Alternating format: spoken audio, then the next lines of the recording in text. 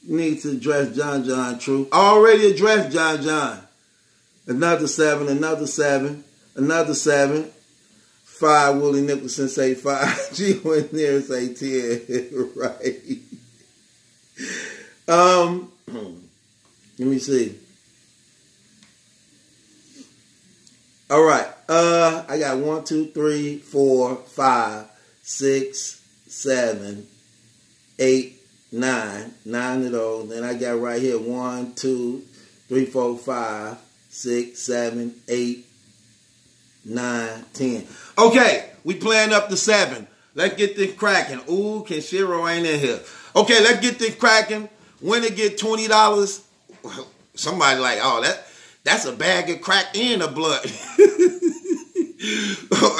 Somebody said that's a bag of crack and a blunt.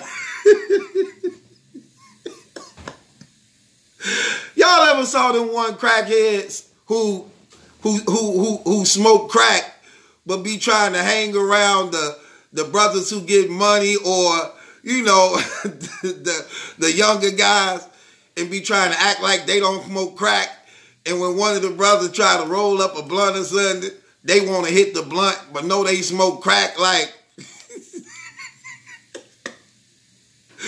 hey, they puff the blunt real long and hard because they got that crack high. So that weed smoke don't do nothing. So when they get the blunt, they take one of them half-baked puffs. They be like,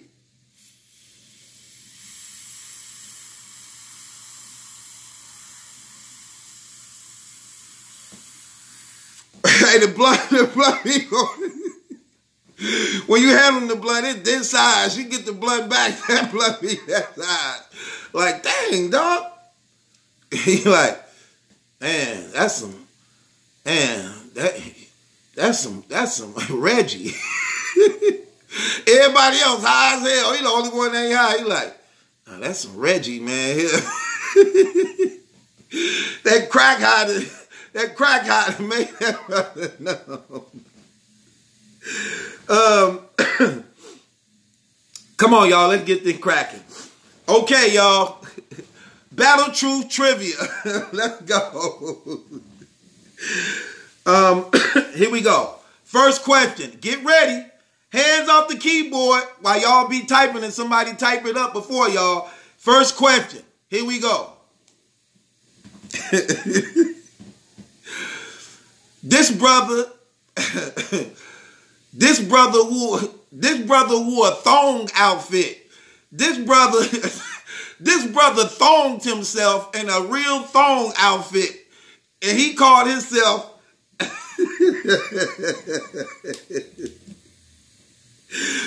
where we at? Right, Charles Fisher. Charles Fisher, right, Charles Fisher. That brother put on a real thong outfit in the wig. Dude talking about he better than Cash Dow. Dude got mad at Cash Dow and thonged himself.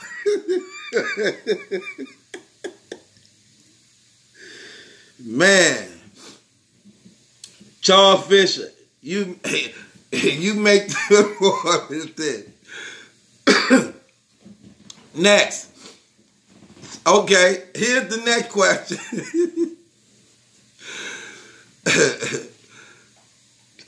This dude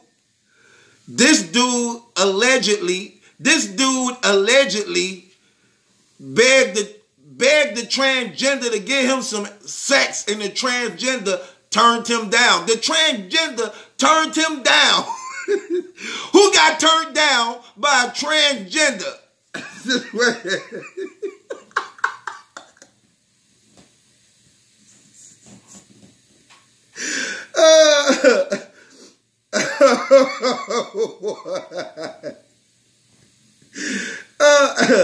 Who's the first one?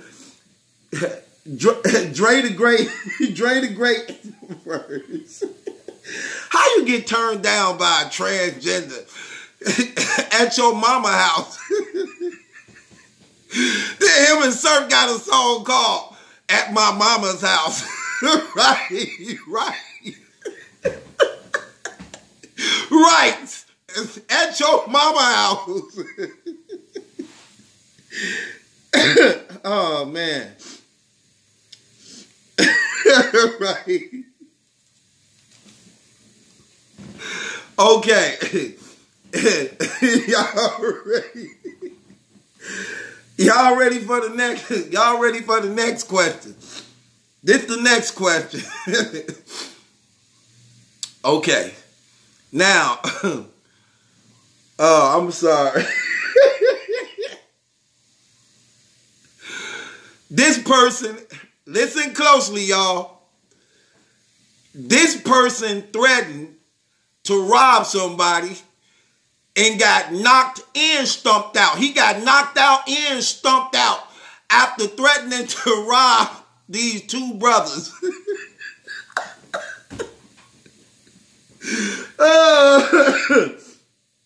Where we at? Hold on, wait. All things popping, right? Bill collector, right? Why would you tell them two brothers you gonna knock them out? You gonna rob them? Cause this brother had an iron-on gun on his t-shirts called I Got the Burner. And they caught him one day without the burner. They whooped this brother in front of the fish market.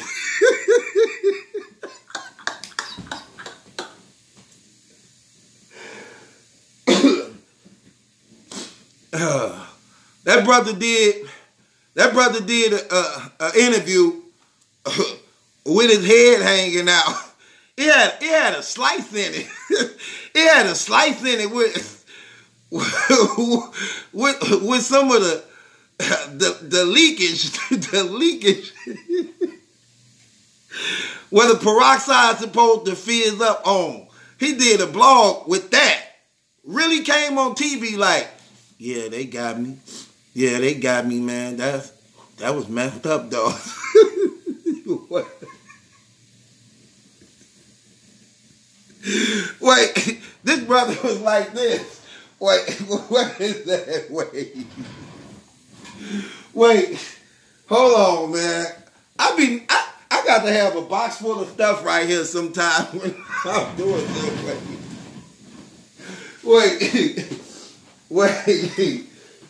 I got to grab something. Man, hold on. Where's that thing at?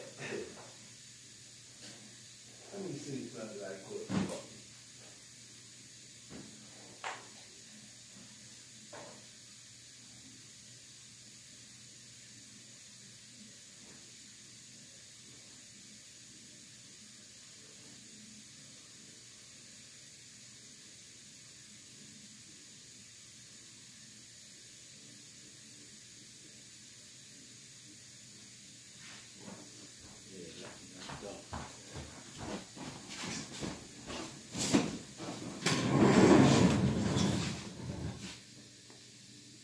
Hold on.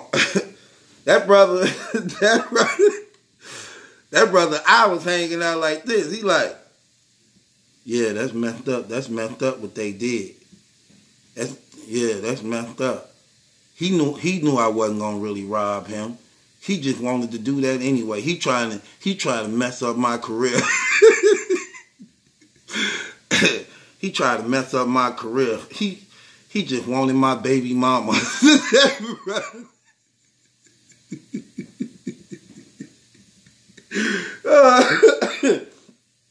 Man, they whooped that brother out there. All things popping. Make the list. Okay. Next question. This is the next question. Okay, y'all ready for this next question? Now, excuse me. Now, this brother, This league owner got his woman took by a battle rapper who was busting her down from the back. What league owner got his woman taken by a battle rapper that was busting her down? all that money. Where we at? Brooklyn Fever. Brooklyn Fever, right. Brooklyn Fever, right. Brooklyn Fever. Beasley. That's sad, man. You got all that money and you supposed to know how to fight. And you supposed to know how to fight. How you lose your wife?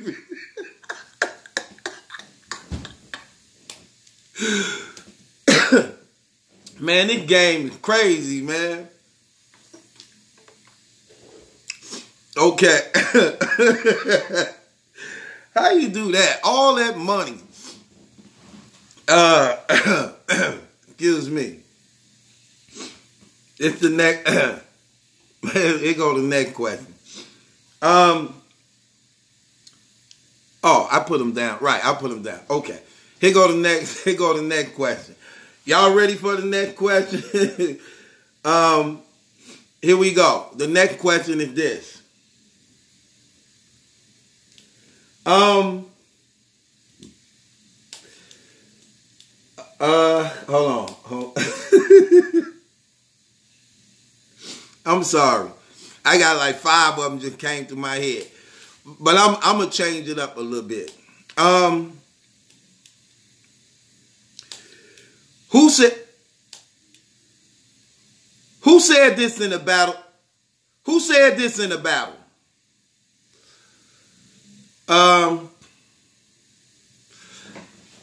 Listen close. Who said this in a battle? Everybody in that van draw. We Are Luther. Power Range ripoff. VR Troopers. Shotgun waiting for you when you hit the door. We Are Loopers. I go fire on that last level. We Are Cooper. Who say that? Who say that?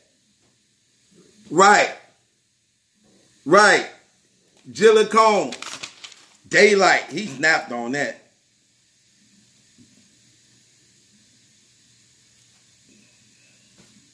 Jilla Combs. You right with that.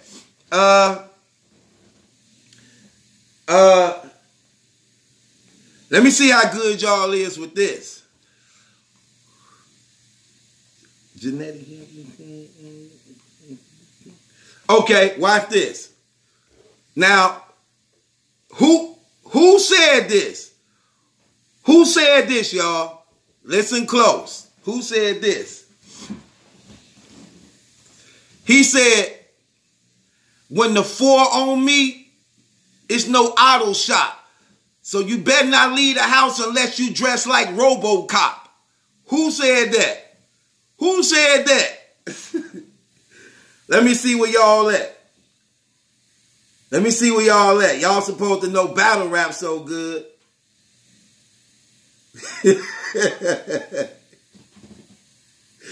Who said that?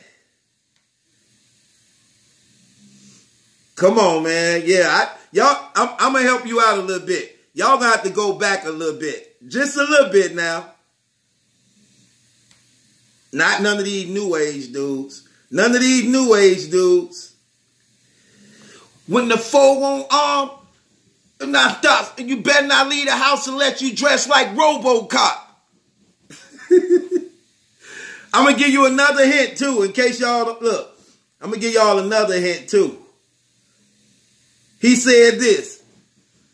Yo, girl spun round. She said, my love's about to come down. She said, I want you to come. Now. Who said that? Who said that? Where y'all at? Y'all tripping, man. Really? That right there should have gave it up, man. Y'all tripping, man. Midwest Miles. Right. Midwest. Remember him in Verb? That was crazy. He said, Punk, you ain't got to catch a bullet from McNabb to... Ooh, that battle was crazy, man. Verb, I came up, all you heard was smacking and butt sounds. She said, my love's about to come down. She said, I want you to come. Now! That was crazy, man. Midwest Miles, Raheem. Got it. Raheem make the board. Midwest Miles. On there. Okay. What battle rapper say this? You old, get him! Your mama so fat she sit in the couch. Get him! Your mama so ugly, no, I don't want her. Get him! Who say that? Look at him. Right, Young S. Hold on, wait. All Thing Poppin' said X first, I believe.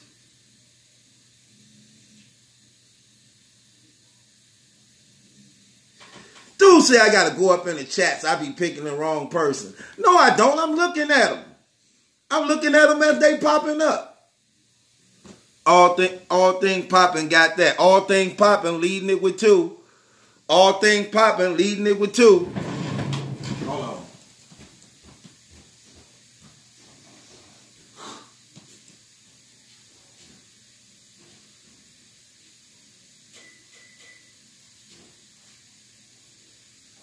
Sweetheart.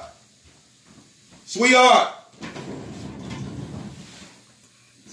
Okay, y'all. Next question. Okay, here we go.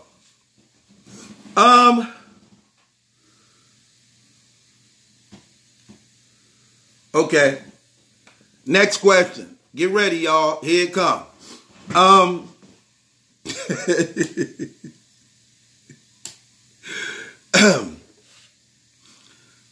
This brother,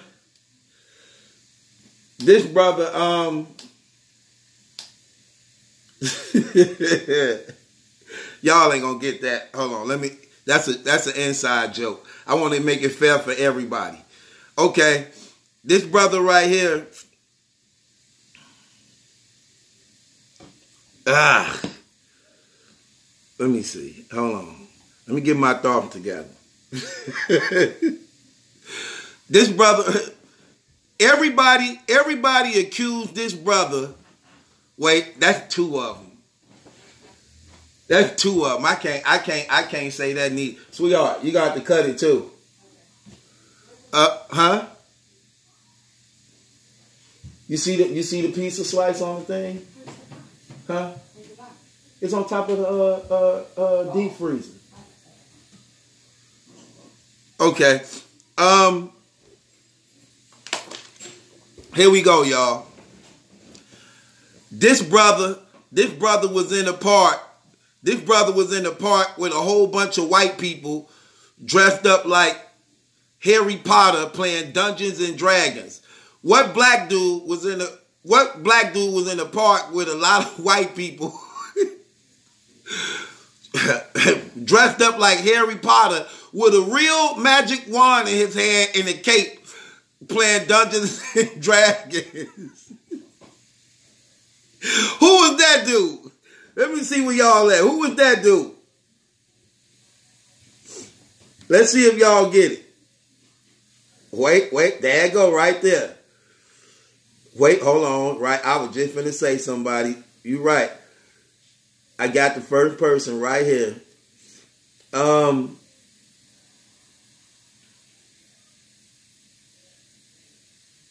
All Thing Poppin' got it again. Jerry West. Oh, wow.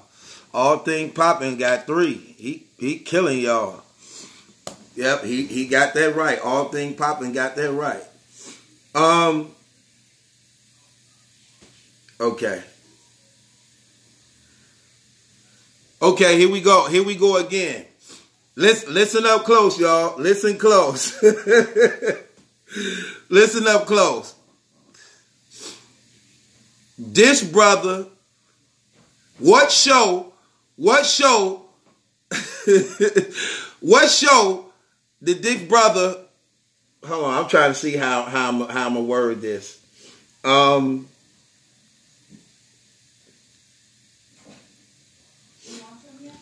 This brother walked out. Hold on, I think this one even more funnier. What legend? Yeah, just sit him on top of there. What brother? What brother? I'm trying to see how to word this right. Okay. Here we go. I'm gonna put this time. I'm gonna word this. I really want to do this in right here, baby. Oh. I really want to. I thought you gonna put them on the plate. Oh. That's why I was saying you put the whole box on there. I only want two. They just sit it like right there.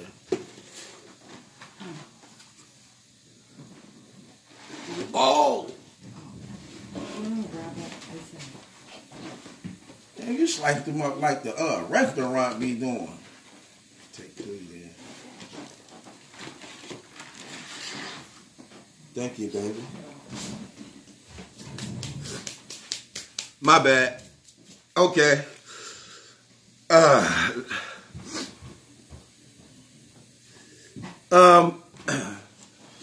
Told you it's a Super Bowl party. Here we go.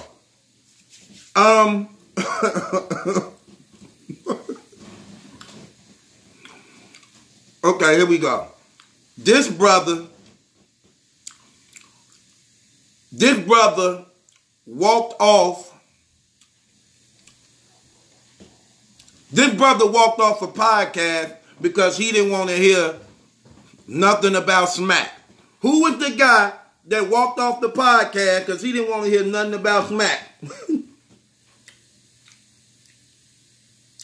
Uh-oh, here we go.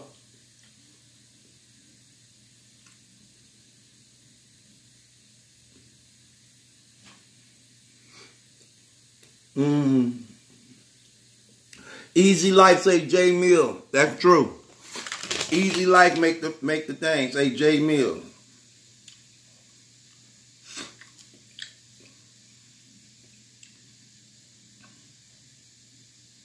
Easy life make it. Let's go to the next question. Next question is this. This dude, what's the name?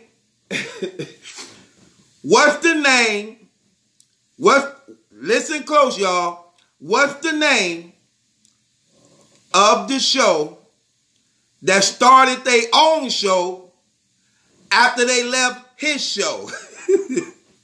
What's the name of the show that started their own show after they left his show? He lost all four of his co-hosts. All four of his co-hosts left him and started their own show. What's the name of the show? Where y'all at? What's the name of the show? Right.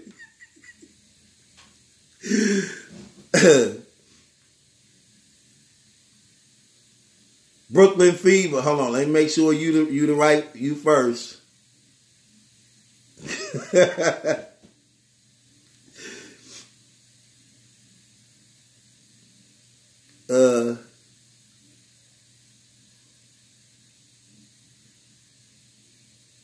Black Compass, Brooklyn Fever, right. Okay, Brooklyn Fever. You on there twice. You only one behind all things popping. Okay. Let's go to the next question. There was a video circulating. Listen close. There was a video circulating of a fight. And it was a fight and battle rap. A video was circulating. What's the name of the girl? What's the name of the little girl that was welling on that big girl? I'm talking about, you saw her hair and she was just welling on it. It looked kind of, you just felt sorry for her, like, dang, that's crazy. Who is the little girl whooping on the big girl? What's her name? What's the girl name?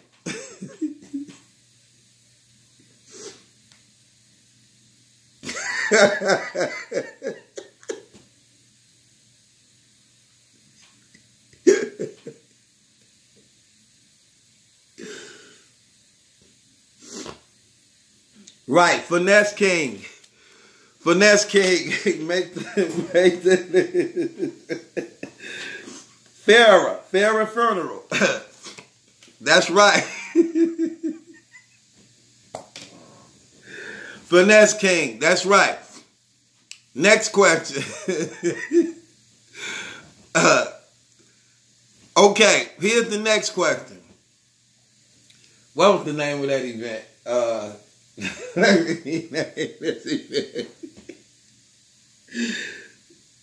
Okay.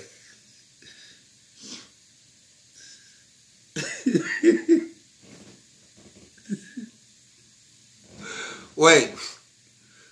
Listen closely, y'all. Listen close to this next one. This guy got popped on and called his father. This dude got whooped and then called his father to come get him.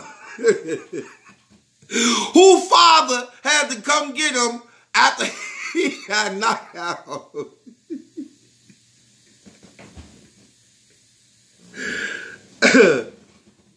Where we at?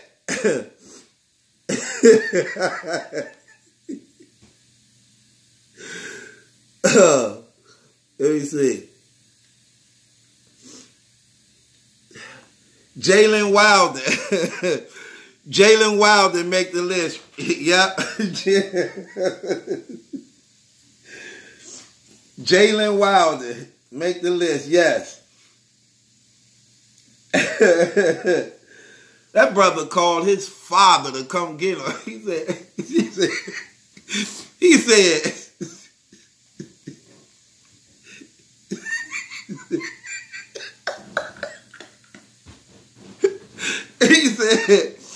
said he got it.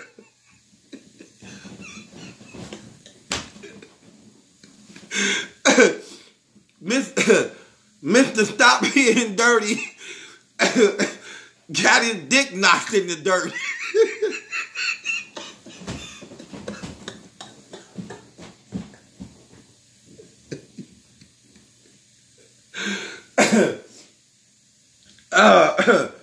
That homeless man came from across that street. That homeless man came back like a Vince Carter dunk. Bow!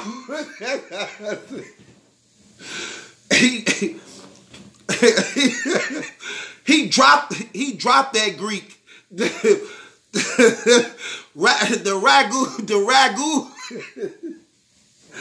He knocked the ragu sauce on that.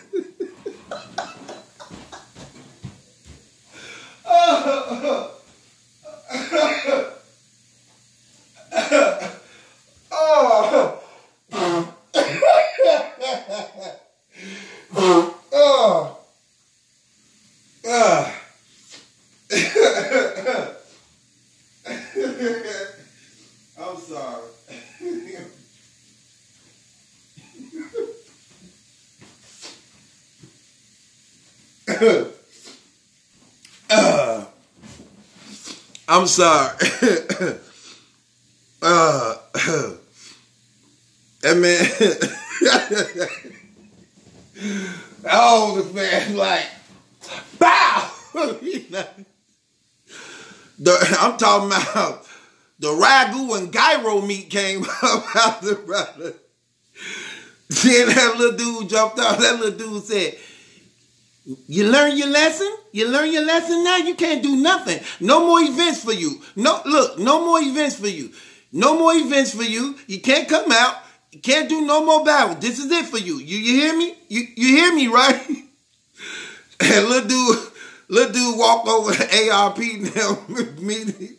He hung on the pole. He said, "Hey, your man out here. Come get your man out here. I mean, blood is everywhere. Get your man out here." That brother called his father. That brother said, That dude grown as hell. That dude said,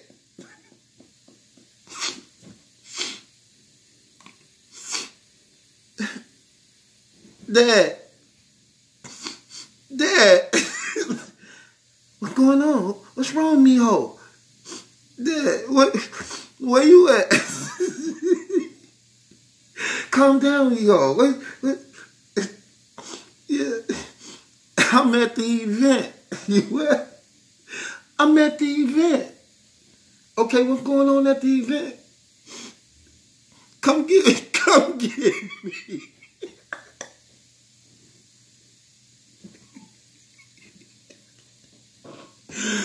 They was riding in the car. This dude bleeding. He tried to take the Band-Aid off. Dude, father, like, no, leave it on there. If you take it off, you're going to reopen up the wound again.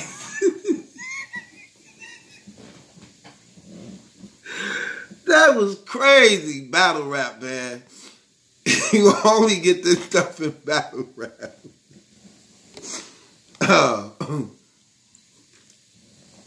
That's crazy.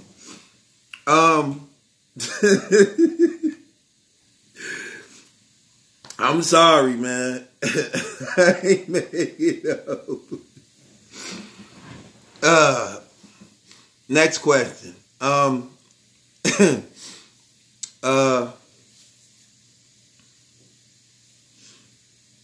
Who did? Let me see.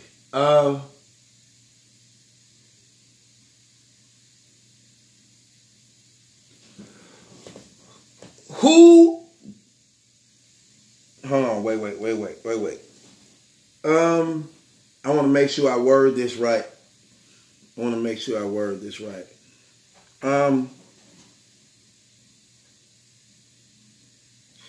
Oh, I got y'all right here.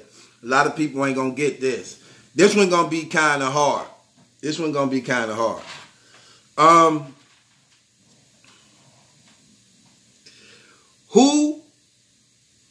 Who battled?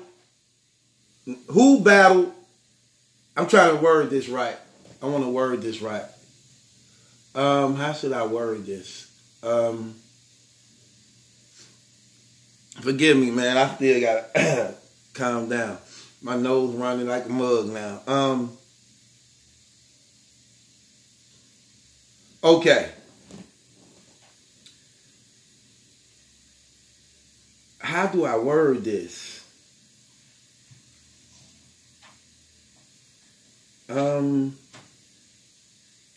That's too hard. I'm just gonna do something else. I ain't gonna word it like that.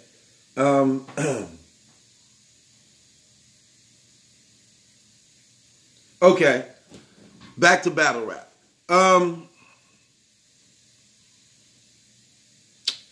Dang, how I'm slipping. 1,000 thoughts running through my head.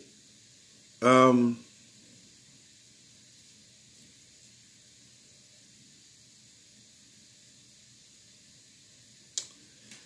tripping. Okay. Who say this in the battle? Both of our names soaring, but mine's the main hovering. That just means you got bars too, but just not the hang of it. Who said that? Both of our names hovering, both of our names soaring, but mine's the main hovering. That only means you got bars too, but just not the hang of it. Who say that? Uh-oh. There they go. They own it too. Let me see. They own it.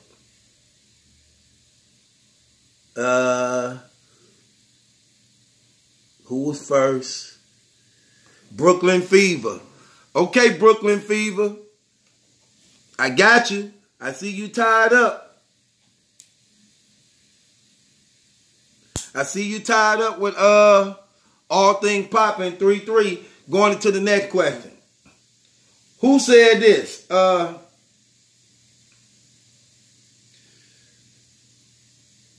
Who said this? No, hold on. I ain't gonna say that. Let me see this.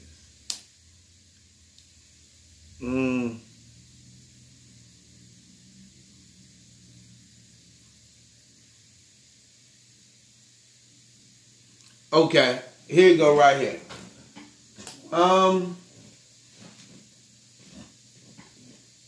Let me see.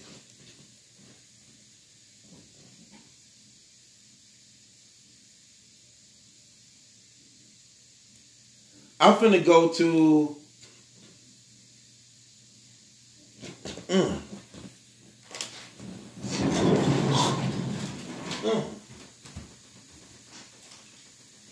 All right. Gotta come up with some questions, man. This stuff catching me off guard. So let me come up with some more questions. I don't just want to make it all comedy. I gotta do something else. I'm gonna go to some battle rap questions.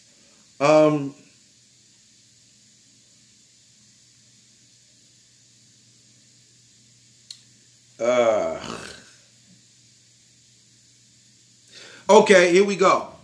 Who is the first, listen close, who is the first battle rapper on Wild 'N Out?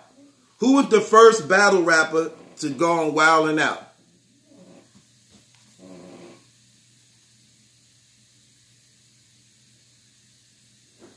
Wrong, Jalen. Right, all things poppin'. All things poppin'. Got that right. Khan, Conceited was the first battle rapper on Wild 'N Out. It wasn't Hitman, it was Conceited first. You right on that. Next question.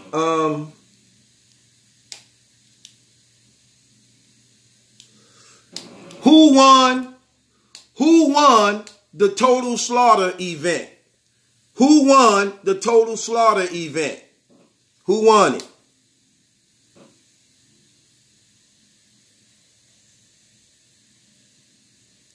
All things popping again with T-Rex. Right. Okay, all things popping. Right. Y'all too slow on the draw. Next question.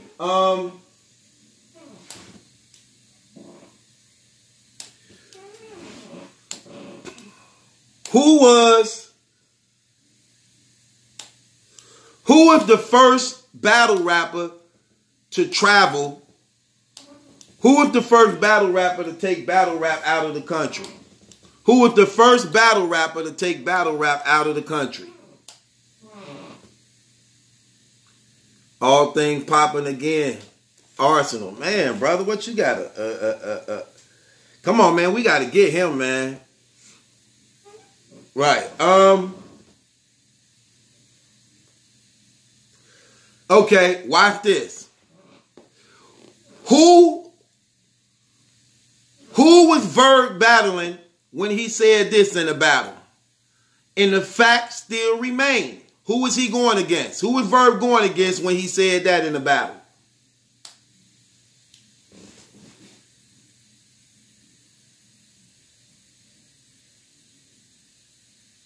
Right. Pave Young, right? Pave Young make the list. Mav Hoffa. Right. Pave Young make the list with one. Who was... No, he didn't. All things popping only got 6 and go up to 7. Next question. Who said this in the battle? I ain't gonna say that. Who said this in the battle?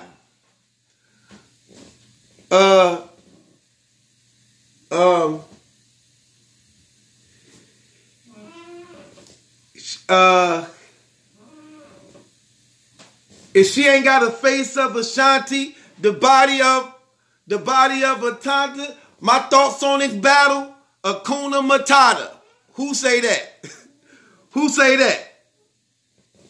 If she ain't got the face of Ashanti, the booty of Amani, my thoughts on this battle, Hakuna Matata. Who said that? Yeah, let me see where they at.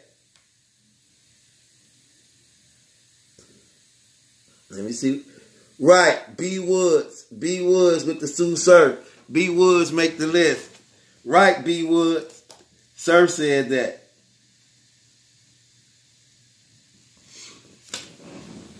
Who was dude battling? Listen. Who was dude battling? Who was dude battling when he said this? Man, I'm just saying. Man, what? You know, I'm just saying. You saying what? Who was he battling?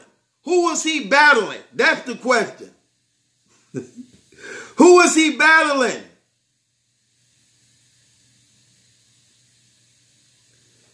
Right. Mr. Boxing Today. Cortez. That's who that was.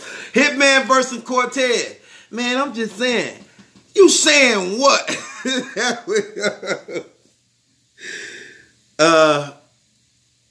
What'd he say? Mr. Boxing. Right, he right. That's Cortez. That was Cortez he said that on. Okay. These guys, listen close. These guys were said to be the first guys to do the 2-on-2s. Who was the first guys to do the 2-on-2s? Who were they?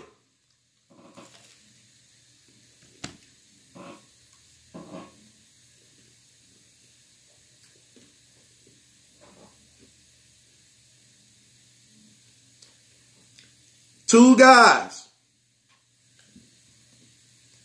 Right. Brooklyn Fever. Marv 1 and Quest McCody. Not just Marv 1. Marv 1 and Quest McCody. Brooklyn Fever is right. Okay, Brooklyn Fever.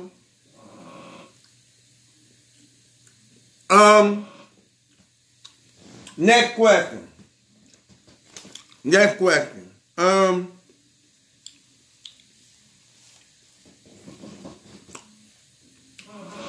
This is the youngest dude to ever hit the URL stage. Who's the youngest dude to ever hit the URL stage?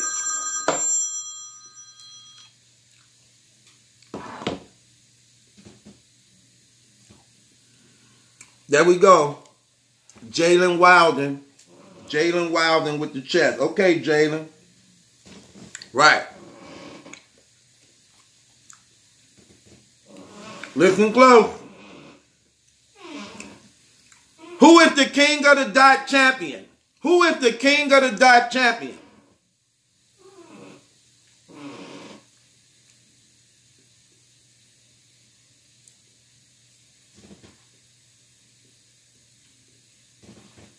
Right, Jalen Wilden again. Okay, Jalen. That other headline question was up there before I said something. Somebody put that up there as a joke before the question was even asked. Okay, okay. Next question.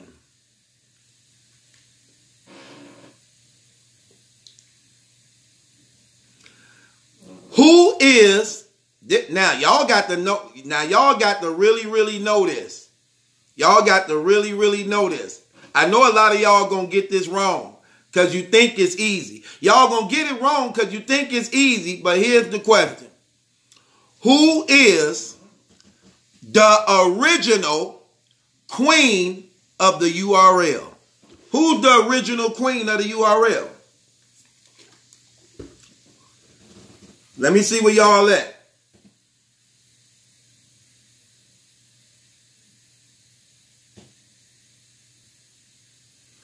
All things popping. Right. All things popping. Miss Hustle. All things popping won the contest. Miss Hustle is the original queen of the URL. First lady. All things popping. Congratulations. You won, brother. You know my number. You can text me your Cash App or PayPal, however you want to do it. I send you your money to you, man. Congratulations, brother. You won. You lucky Kenshiro wasn't here tonight. He ain't put Miss. He didn't put Miss. Oh, somebody mad at you said you didn't put Miss. You just put hustle. You didn't put the whole thing. Okay, all thing poppin' said, give it to my daughter. Okay, man, appreciate that. I'm gonna give it to her too. I'm gonna buy her some of her little toys. She like to go on the internet and watch them kids open up them toys and stuff. She like watching that all the time. So I'm gonna get her some more of those, I guess. Appreciate it. I'm gonna let her know it came from you, man. Appreciate that, bro. Thanks for playing though. So let's get off into battle rap, y'all. Let's talk some battle rap. So a lot of stuff going on in battle rap. The John Stealing situation, the Tay-Rock no fly zone thing, Smack Volume 4 taking place. Loso take his first loss to Briz Rothstein. Shouts out to Briz. It's a lot to talk about, y'all. Let's get this thing cracking, man.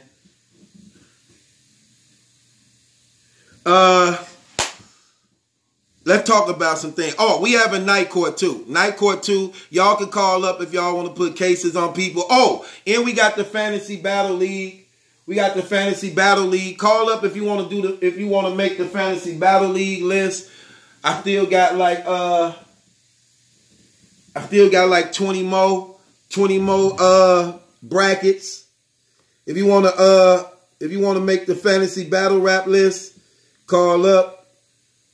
Let's get that cracking. 414-235-6760. I'm going to do your brackets live on air. If you want to make the Fantasy Battle Rap League, and I ain't get to you yet, call up for that.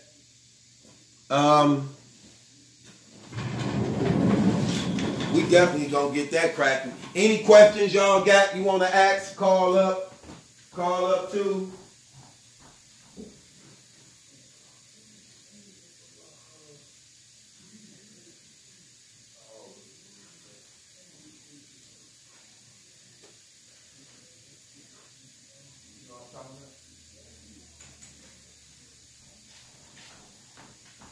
Call up, call him up, call up. Oh, I see him.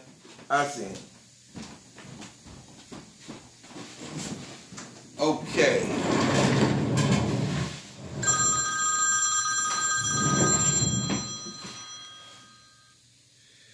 Tennessee, what's good? What's good, Tennessee? Man, you don't understand. Them last couple of shows that you were doing talking about God, dog. Uh-huh. That shit got me through them couple of days before I had to go to court. But nigga, I was trying to call you to let you know. Man, you be trying to call me at 3, 4 in the morning, brother. Get out of here, Tennessee. My nigga, you be up at 3 or 4 in the morning. It depends. Look, let me tell you something. If my girl here, I ain't up. Your ass be up at 3 or 4 in the morning. I'm like, shit, let me call this nigga. But you be talking about God, right? About that. Right. You be getting niggas ready. And I wanted to call and tell you that, man, that shit, when I went to court, I didn't have to say nothing. Okay. Because I prayed about it so much over the years, it just was like, man, because them last couple of shows when you be talking about God, them people be goddamn coming at you. Well, I don't really care. I mean, I gotta represent God. I don't care what nobody say. I'd rather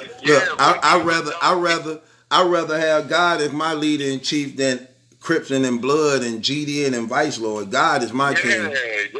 And then, you know what? I'm like, I know I be talking a lot of shit, but that's why I call it soul therapy, because it's therapy to me when I do music. I have to lash out instead of killing a nigga or some shit. I just talk about it. Right. Wait till you wait till you see the one I'm finna do tomorrow. Fire. Tennessee. Oh, man, what you gonna do? Oh, I'm finna do. I ain't telling you. You will see. Tennessee. And then the shit you've been dropping, been like, wow. I don't even follow battle rap like that, but I started following battle rap after I started subscribing to you. Oh, okay. Oh, I ain't know that. But you know, that's the community. That's why I'm trying to branch out and do other things. Because one thing I don't want people to do for the most part is probably getting into the community. I think I was only put here by God in the community to just shed light on who He is. And but they need it. They need it in this community because battle rap is more personal than anything. Right. Because you know we structure our rap and shit. We structure our music, and we more diabolical than them. But they're just more on emotion. If that makes sense. That we more diabolical than them. To me.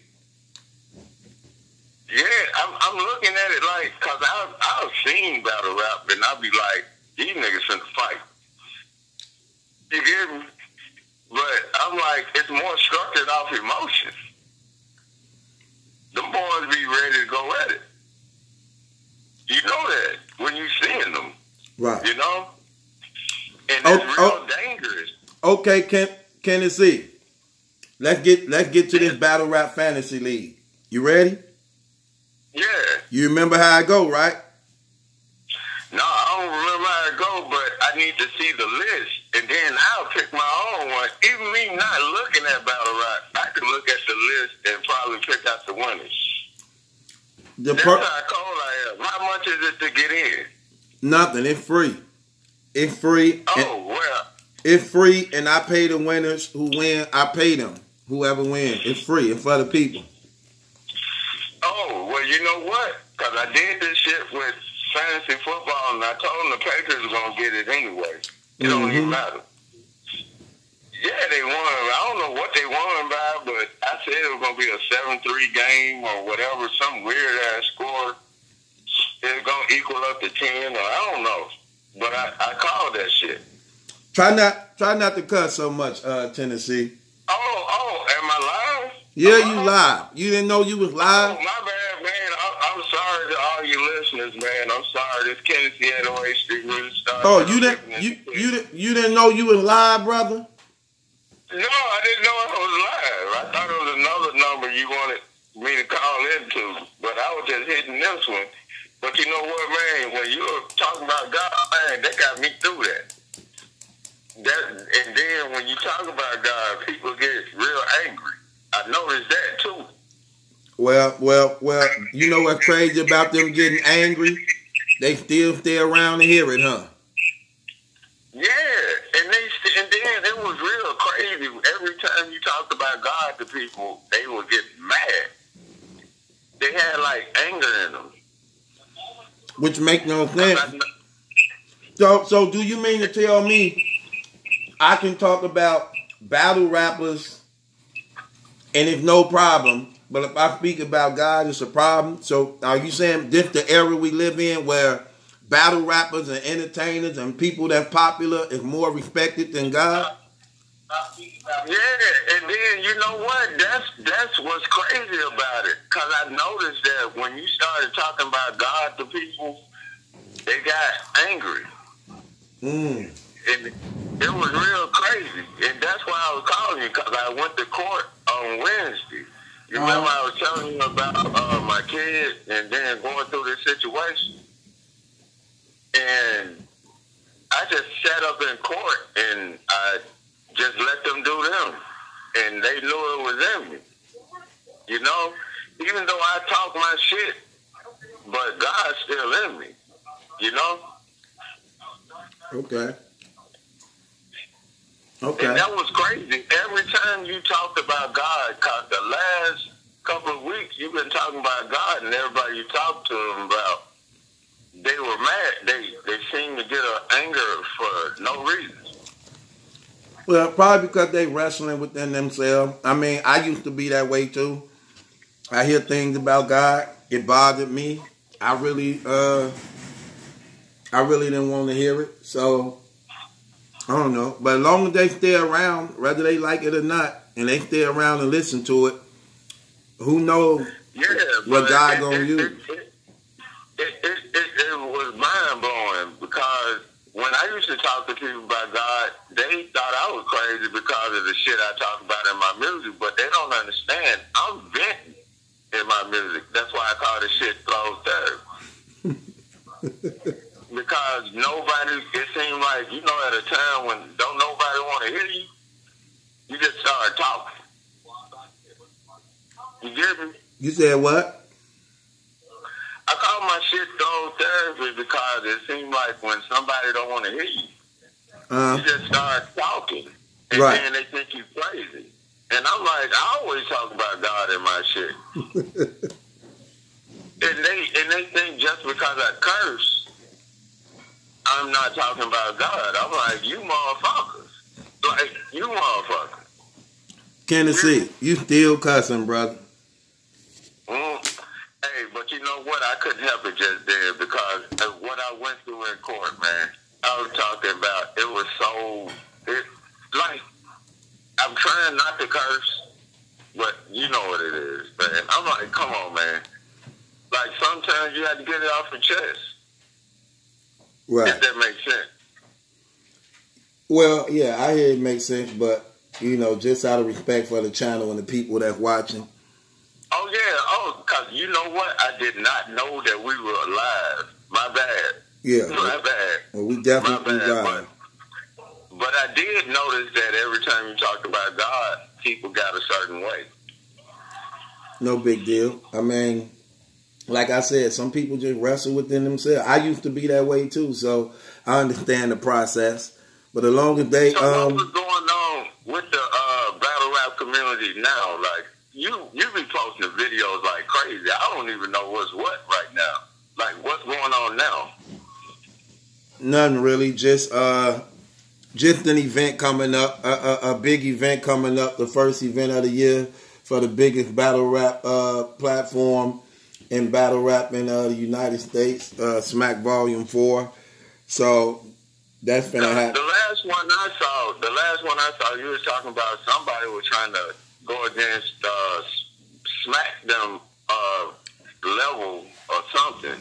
I don't know what that was. I don't know who that is, but then you said Tay-Rock there was dealing with the tranny. I don't know what the fuck going on right now. Right. I had to hang up on that brother. That brother just keep on cussing, man. Come on, Tennessee. Too much cussing, brother. I don't know what you on, brother. Somebody call up quick. Help! Them black boys, somebody help! Them hot boys coming in. Somebody help! Help me!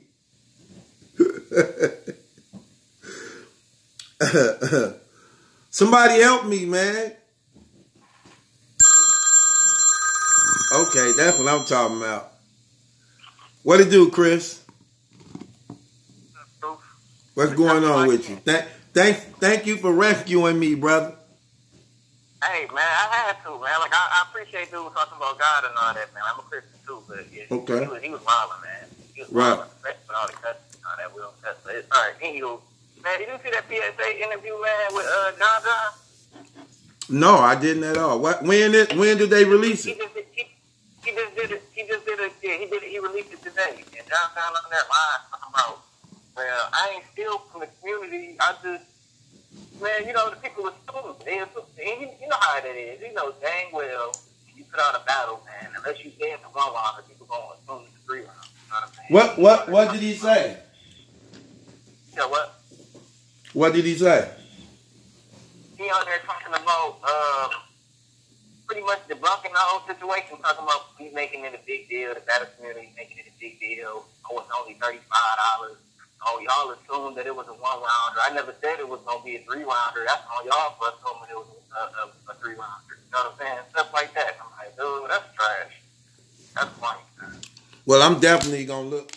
So what? You want to bring them up on charges? You know this night court too, right? Oh, no. I just called. I ain't even, yeah. Look, yeah. All right, yeah. Put them up on charges, man. We definitely bringing him up on charges because he knew. He saw me. Go ahead. He saw me inboxing him, man, and asking him. He kept saying that too, Doc.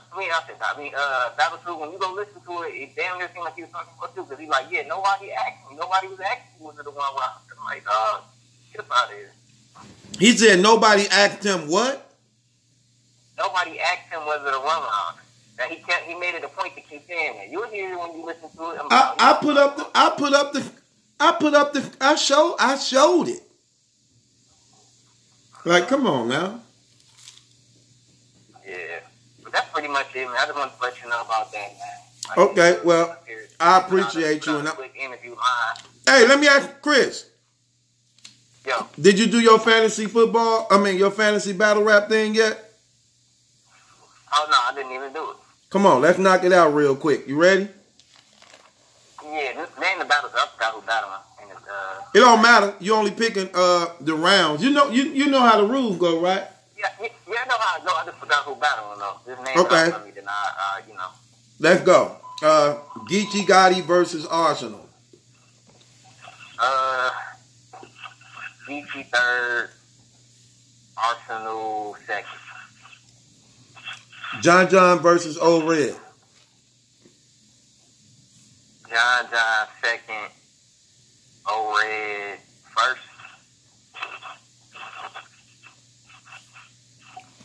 Rum Nitty, Shotgun Suge. I think Rum Nitty gonna come out blazing. So first round, Rum Nitty, Shotgun should be running out of. He be getting trashed after the first round. So I'm gonna say first round for him too. T-Top versus Clean Paper. Ooh, this is my favorite battle right there. Who? Clean and T-Top, man. I'm from the D. I want Clean. I want Clean to kill T-Top. Okay. So, I don't know. Clean go hard each round, I feel like. So I'm gonna say Clean. I'm gonna say Clean second and T-Top first. I think he gonna try to clown him in the first. So T-Top first. Charlie Cliff, New Jersey Twerk. This battle, I don't like this. Twerk first, Clips first, I guess. Why you don't like this battle? Because of Clips, man. Clips, he just fell off so hard, man. I don't know what's up with him. I guess it's just a check. And then right, you don't. I just hope. Go ahead. You said what? I hope Twerk take it serious. You know what I'm saying? And do like he kind of been doing in the volume. Like I just want him to do this battle with no mess ups, man. Don't be stumbling. Just go hard. I think Twerk probably going 30 him, but I hope Clips show up and make it a good battle. You know what I'm saying? And get back in his bag because this is what he do. You know what I'm saying? At one point, people was calling him the GOAT. So hopefully he get back in his bag. But lately, he just been mediocre. So that's why, like, when I heard Clips' name, I'm like, get about it. So you more so saying you hope that Twerk take it more serious over Clip taking it more serious? Well, I don't want to say that Twerk's not going to take it serious. I just want Twerk to have a clean battle. You know what I'm saying? You know, like pretty much in each of the volumes besides the last one, Rum Nitty, he always kind of give up a round. You know what I'm saying? I want him, if he's going to battle Clips, go ahead. And if Clips going to come playing around, go ahead and 30 him. Don't get him around by default because you choking or something like that. You know what I'm saying? Yeah, because I'm more concerned about Clips showing up than Twerk. Yeah, I agree with you on that. As far as Clips, who knows what he gonna do, man? What you think? You think Clips gonna actually show up? Like, why? Oh no, that's the only thing. That's the only thing I'm concerned about. Because with Clips, you don't know what you're getting. Like, I'm gonna give you an example. Clips had did good all the way up to when he battled, I think, Av. Then he got bodied by Ab. I'm like, really? Yeah, that was bad. Him and Briz Rothstein wasn't really that good neither. Yeah, Briz killed him. Well, they ain't gonna say killed. They both was kind of bad. Right. And my last thing I'm gonna say was that all the battles? No, the last one is Chef Trez and Danny Meyer. Danny, my guy, man. I like Trez too. I'm gonna say Danny Jamie second, and Chef Trez second. Okay. Okay. Now that's it. Now what you want to say, bro? Now I got two questions. First off, how you feel about? Because remember, everybody was kind of starting to clown Bread like for a little minute, like with that ab battle, that Rum Nitty, and then that Clips battle. They was kind of, I say ab. The Rum Nitty battle was fire. The Rum Nitty battle was fire. Yeah, I like that battle. I like that battle. Yeah, he beat Rum Nitty. Yeah, he beat him to me, but people were kind of sleeping on him, like what Bread's gonna do. Like Bread's trash, he got that same flow, but lately everybody kind of starting to get back on his bandwagon. So I just wanted to know, as far as your perspective, do you think Bread's over T-Top or T-Top over Bread? Or they both Bread's always been good. I'm talking about rarely did like, you get it. More stock? Huh? I was saying who got more, who on a higher tier. I think T-Top. I think they both on the same tier. They both top tiers now, but I think T-Top more like in the battle rap community. But me personally, I prefer Briz over T-Top. Because I had my wife watching that, and she loved Briz. She like Briz. Who love Briz? My wife do. Far as how Briz be rapping. I just wanted to see because she never wanted to watch any battles. So I put her up on Briz. I let her watch Briz versus let her watch Briz versus Arsenal. She was like, "Oh man, he killed Arsenal." Yeah, and she liked Twerk too for some reason. He a monster. But yeah, Twerk a monster. All he gotta do is stay true to himself and come with it. He'll be right there with Lux and Mook at if he take care of his business. Yeah, and then my last one, then I'm gonna get up out of here. I was gonna ask you, what you think about why nobody like Danny Myers, huh? Cause the way he carry himself. The way he carry. Why don't you manage him? Huh? Why don't you be his manager? I don't even want the headache, man. Come on, True. I'm keeping it one. Talented, man. That ain't for me anyway. I already got my hand full. My hand full as it is. God, you are. But he definitely needs somebody with some sense. I just think he don't. They don't like him because he too accessible. He give himself so easily, man. I'm talking about, and he one of them artists. You don't want him in front of the camera because it'll hurt his stock. Because he get in front of the cameras, and then he get to saying some crazy stuff, and then it makes you not really appreciate and value his work when it comes to rap because of his character. That can hurt a lot of people. I see what you're saying. He'll talk himself out of a good situation. I just was wondering, and I'm like, that dude, Danny, man, he one of the first dudes I watched when I, started watching battle rap, and I'm like, this dude fire, but then everybody be clowning him. I'm like, okay, I've always wondered that, but anywho, man, salute to you, Battle Truth, man, salute to the battle rap community, man. I'm gonna go ahead and tap off. So how does that work? You gonna text me my Yeah, I'm a screenshot it to you. I'm a screenshot you your bracket. Alright. Oh, and who you had when who you was going for the Super Bowl? Was you going for the Patriots or the Rams? Yeah, I always go. I look, Tom Brady just like LeBron James. I can't go against them boys, man. Them boys, they too consistent, man. They too consistent. Yeah. Other people get there, but you know they gonna be there. You know they gonna be there. Yeah. So I can't go against them. Yep. Well, all right, man. Take it easy. I'm gonna go back in the chat. You too, man. Appreciate you, Chris. Yeah, hello. Yo, what's good, True? What's going on, fam? Who I'm talking with? Brooklyn Steven, man. Uh-oh, you was close. You was close, Brooklyn. Nah, man, yo, I don't know if it's your computer or my phone, but on my phone, it has I had a few answers before niggas a few times, but I don't know maybe if my phone is slow or what, but on my phone, it had I was first a few times, but it's all good. Well, because I'm looking on my computer, and I don't know, you was right there, though. Did you do your Battle Rap Fantasy card yet? I haven't done it yet. Like, I don't know. Like, I wasn't really my thing like that. Okay, let's knock it out right quick before I get to what you called up for. You hear me? All right, man. Okay, you know how I go, right? Yeah. Okay, Geechee Gotti, Arsenal. What round you think Geechee Gotti gonna have his best round in? Out of all three of his rounds he bringing, what you think gonna be his best round? His third. What you think Arsenal best round gonna be out of his three? His second. John and Old Red. Red, his second. John second too. Okay. Rum Nitty, Shotgun Suge. Nitty, let's talk to Coleman and Nitty, because Nitty be fire all three. Right.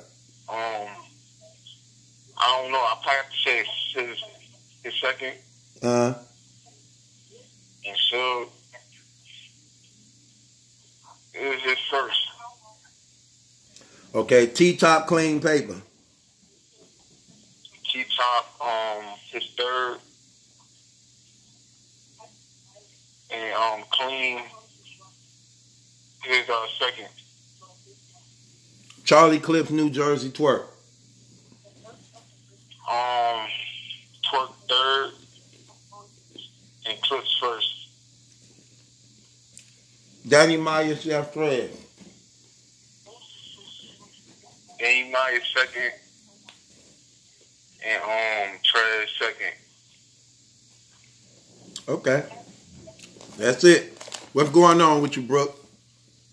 Dylan, man. I was just calling up real quick. I have to ask the charges to drop real quick, man.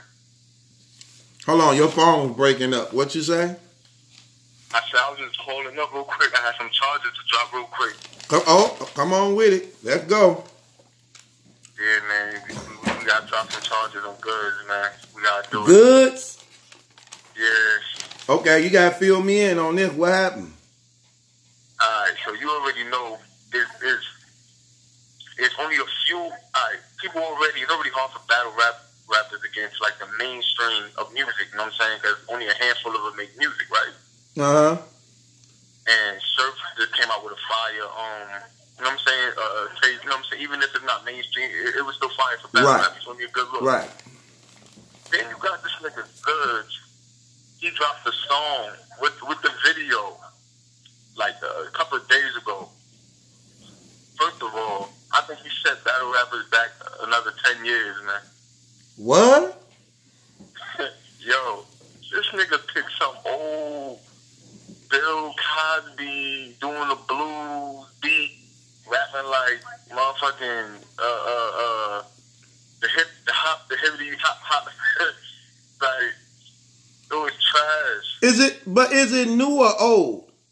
It's new. He just dropped it. You sure it ain't old and he just re-released? It's new.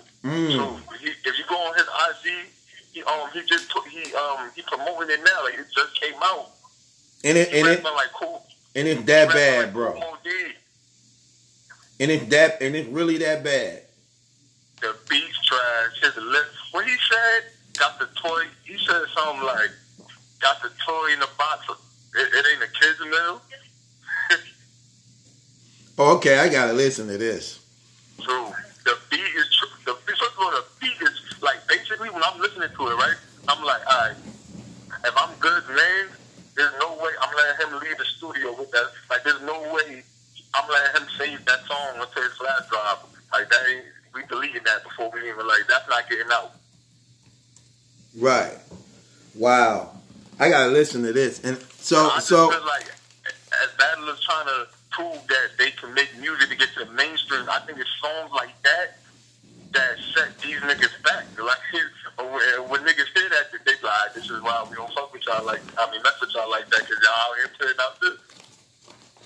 That's crazy. So it's on YouTube? You gotta go on his IG to watch the video, but the song is on YouTube.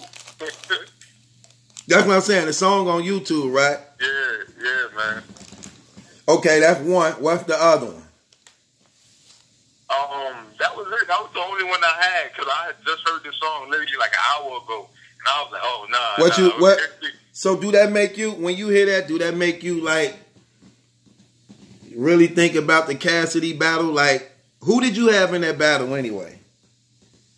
Yo, I'm gonna be real, man. It's like I guess I gotta go with Goods because you know what I'm saying, he don't be losing like that.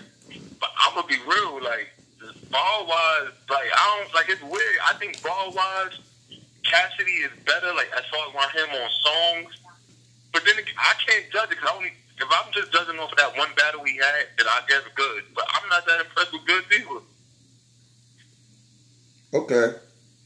And hearing that song, kind of, because you know how people always say Cass got old 2004 bars, right? Right. And I'm not saying the song is going to dictate the battle, but me hearing that song just reminds me that Goods ain't too far off from Cassidy with them old ass bars and Bambi and the Toyota, the Camry, like, you know what I'm saying? Or you feel me or not? Yeah, I feel you because I heard a couple of his songs and I didn't like it. And I was thinking that what you were saying now was something that was old. Because somebody just put me up on a song of his. Matter of fact, it was Cassidy. And Cassidy was like, go listen to Good Disc About Me. That stuff was trash. So I thought it was some new stuff. And I went to listen to it. It was trash, but it was actually old. Nah, what I'm telling you to listen is new. He's promoting it on his page, like, and I just feel like as these dudes like Surf, Cortez and them, Suge and them are trying to get to the mainstream, it's stuff like that and why they ain't getting there. So I feel like that this song Good is promoting is setting battle rappers back another 10 years. You know what? You know what's crazy about what you saying, Brooklyn? I guarantee you not lying about what you saying. But the sad thing about it, I bet he got a lot of likes and a lot of people saying that was nice. On YouTube, it got 88 views. That's it? Yeah, only got 8. Like on Twitter, people, because I seen people was talking about it on Twitter. They was clowning him for the video the other day on Twitter. You just got to hear the song for yourself, man. Like, I can't really, like... What's the name of the song? Do you know the name of it? It's called Bad Guy, I think. Pull it up. Have everybody judge it now, like...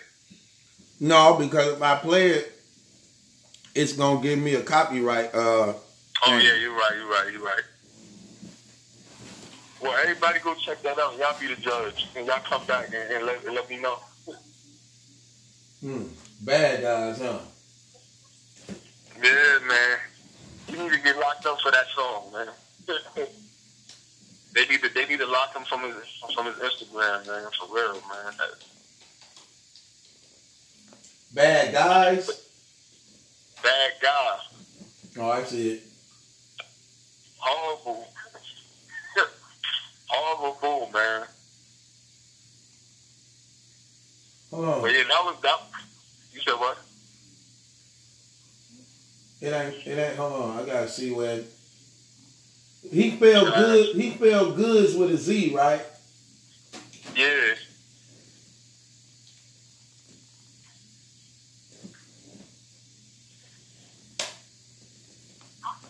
Oh, there it goes. You see it? Yeah, 88 views. Yo, truth. When you hear that, just the beat he rapping like.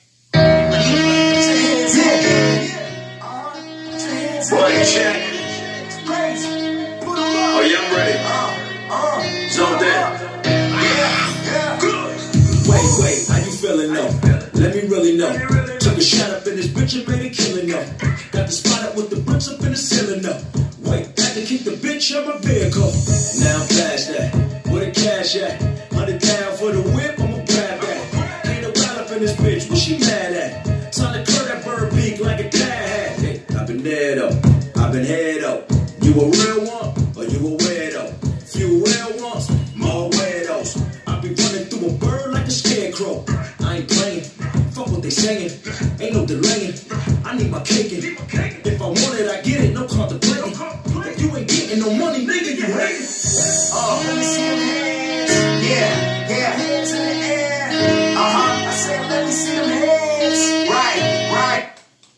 that man just say I be running through a bird like a scarecrow? Did that brother just say that? Did that brother just say I be running through a bird like a scarecrow? I didn't know scarecrows run through birds. I didn't know scarecrows move at all. What you think? What you think? What you think about this slope? We definitely got a case. Man, that's crazy. They really putting that out here like that for people? That's crazy. You know what be sad? Brothers actually watching him in the studio with him dropping that and not even saying nothing. Yo, true. The funny part about it, right? If you watch the video, he mad passionate, like in the video, he think he killing it in the video, like when he spit. That's what I'm finna say. I bet he thought he was snapping. What's crazy? Think of how many people he actually let hear that actually told him that's fire and that's hot and people gonna like it and this the one gonna put him on. Think of that. Come on, man. You need to look. Everybody who co-signed that, you need to get rid of that whole squad. Like, come on, man. Them the people you don't want around you, man. Come on, man. You need to fire the whole GMV. Need to get fired. That brother said, "I'll be running through a bird like a scarecrow." Just because a scarecrow and bird go together, he thought he forced that. Reach. Yo, what were we just saying? The cam reach. I dare you to die, Bambi. What? Dude said, I dare you to die, Bambi. Take this shot. How you think he be rapping? That's crazy. Yeah, he definitely got to get brought up on charges for that. I'm gonna watch the video just so I can see that's how he really believe he actually Jeff B. Surf album. in the video, he like outside with a mic, rapping into the mic, but he doing it with mad conviction. Them same bars you heard, he's spitting it with mad conviction, like he's killing it. Like you say, he rapping outside. Please tell me it ain't people out there listening while he rapping. Nah, he by himself. Oh, right. It might was some people out there till they thought that he probably had the house packed. Cut that track on. Got keep it 100. If he recorded that in your studio, what you saying? You let him leave with the files? It depends, cause how I do my stuff is different. Like if a person coming in to buy studio time, I really don't say nothing about their stuff because they paying for it. I'm really not saying nothing because that's a different job. But if you a part of the team and family, no, not at all. That's not gonna even fly. The hook ain't flying, the beat ain't flying, what he's saying ain't flying. So look, if that's your man's right, and he in the booth, you just hitting the stop button, and like it's getting deleted right there. Like he ain't even finished in the second verse. No, what I usually do is I tell him how I feel, and what I like about the studio is we can play it back. And what I usually do is I mute the music because some people try to hide under the music because the music might be good or help them out. I mute the music. It sounds good when the speakers is loud. Right. I mute the music so that you can really hear what's being said. You get what I'm saying? Right. So that's what I usually do when I'm critiquing stuff. We at the battle rap community putting goods up on chart. I'm just gonna speak for everybody. I can't even read the comments, but I'm gonna speak for everybody. We putting this nigga up on charges for putting out that song, for mixing it, mastering it, and shooting the video. Right. That's crazy. Yeah, but some of them diss songs be fire though. Big T diss song was fire. I liked that. I like the Daylight diss song. That was fire too. Yo, Truth. Nah. This one you was bugging on, I think. You know what I'm saying? Because I remember you did like a review and you said the song with K-Rock and Cassidy was trash. I thought that song was alright. I hate that song. That song was trash. Nah, it was alright. They was wigging on there, like, you know what I'm saying? Like, it was alright. I think track selections hurt a lot of these songs. Like, you can have bars, but your track selection of what you choose to rap on just, it's like when you doing music, it's like the rap got to complement the beat got to complement the rap, and so on with the hook and everything. It's like they all have to complement one another. And it be just a lot of stuff just off balance where you could tell, like, they ain't around nobody that's doing music who you really know that know how to do music. That's why people like Rick Ross so much, because his production. His beat selection, you know what I'm saying? A lot of these battle rappers, they just be grabbing these old 90s beats, doing freestyles also. Like, nah, we already know y'all can rap. Like, let's, you know what I mean? Make some for the radio, you know what I mean? Some for the girls. Right. They sound like ciphers on beat. Like you just walked up in a huddle and like, oh, let me spit something. Go ahead. Let them get a turn tight. You know what I'm saying? Charlie Clips fight trash on beat too. He what? He type trash on beats too. At least what I heard him on. He been snapping on Wildin' Out though. I'm gonna give him credit on that. He definitely fit the Wildin' Out thing. That fit him perfectly. I seen a song with him, and he was in his verse. The song he was doing, he was trying to scheme like. He was scheming like a battle in the song. I was like, nah, we about to right. That's horrible. That's horrible. But you know how like he was, but the way he was rapping the scheme in the song, he did it exactly how he does it in a battle, but on the song. That's horrible. I could just imagine how that is. That's horrible. You know, I turned it off. I was like, nah, Charlie, I mess with you, but we ain't doing that today. Right. That's horrible if he did that. That's crazy. That's crazy. T-Top is Gucci. Rum Nitty too. They alright, from what I heard.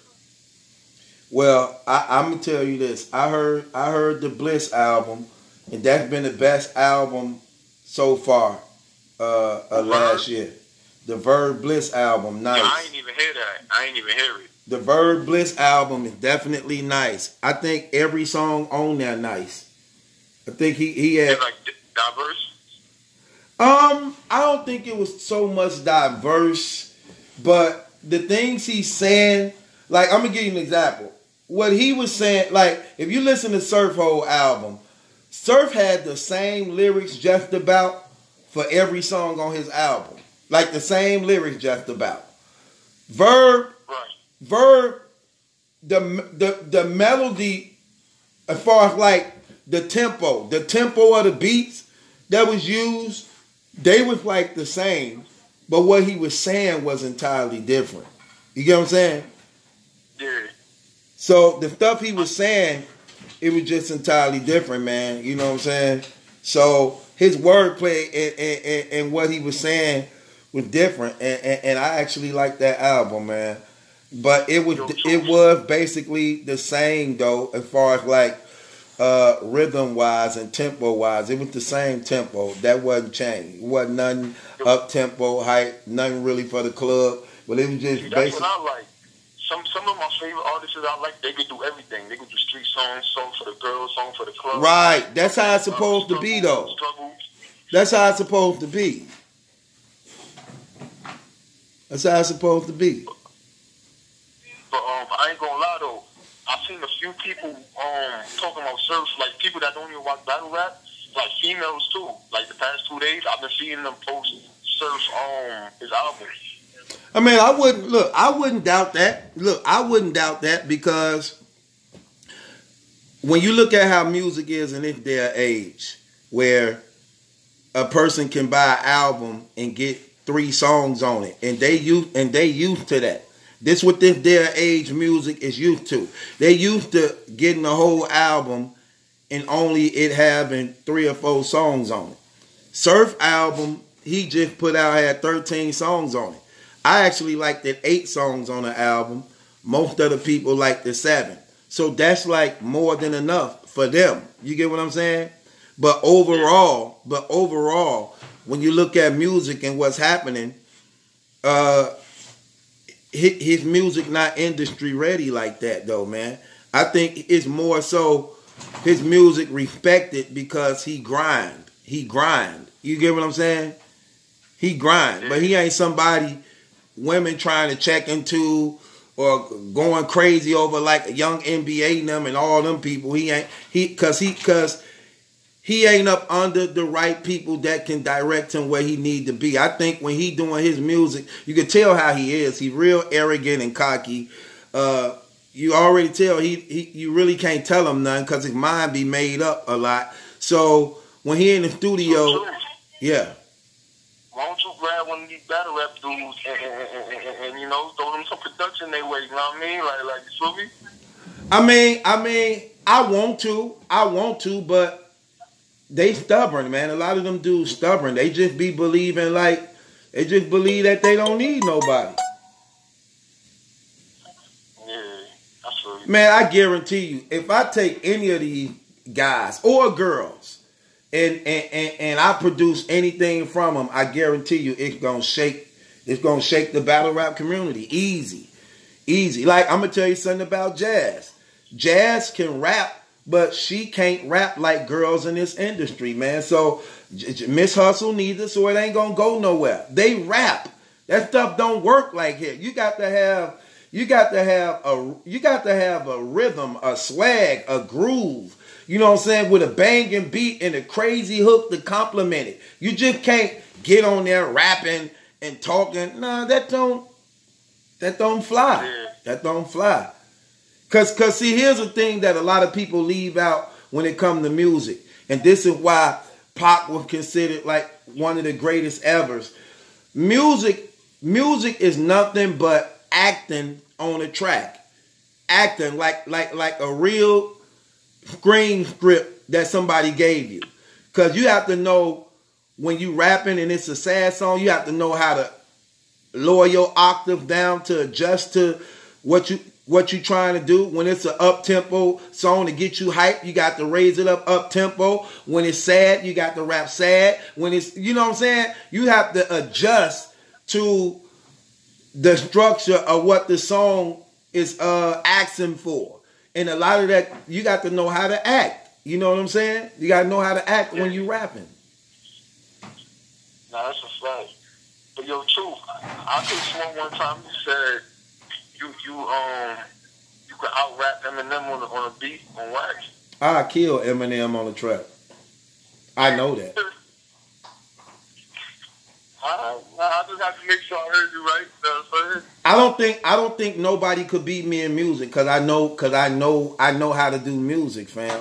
If I drop any song, the beat gonna complement the hook and the everything gonna complement each other, and they gonna do something different. If my beat doing one thing, my hook is doing something different, and my flow is doing something different. They never come together because it's sort of like it's a sensation that's being released. See, the beat sell you one way, like, okay, that beat cold.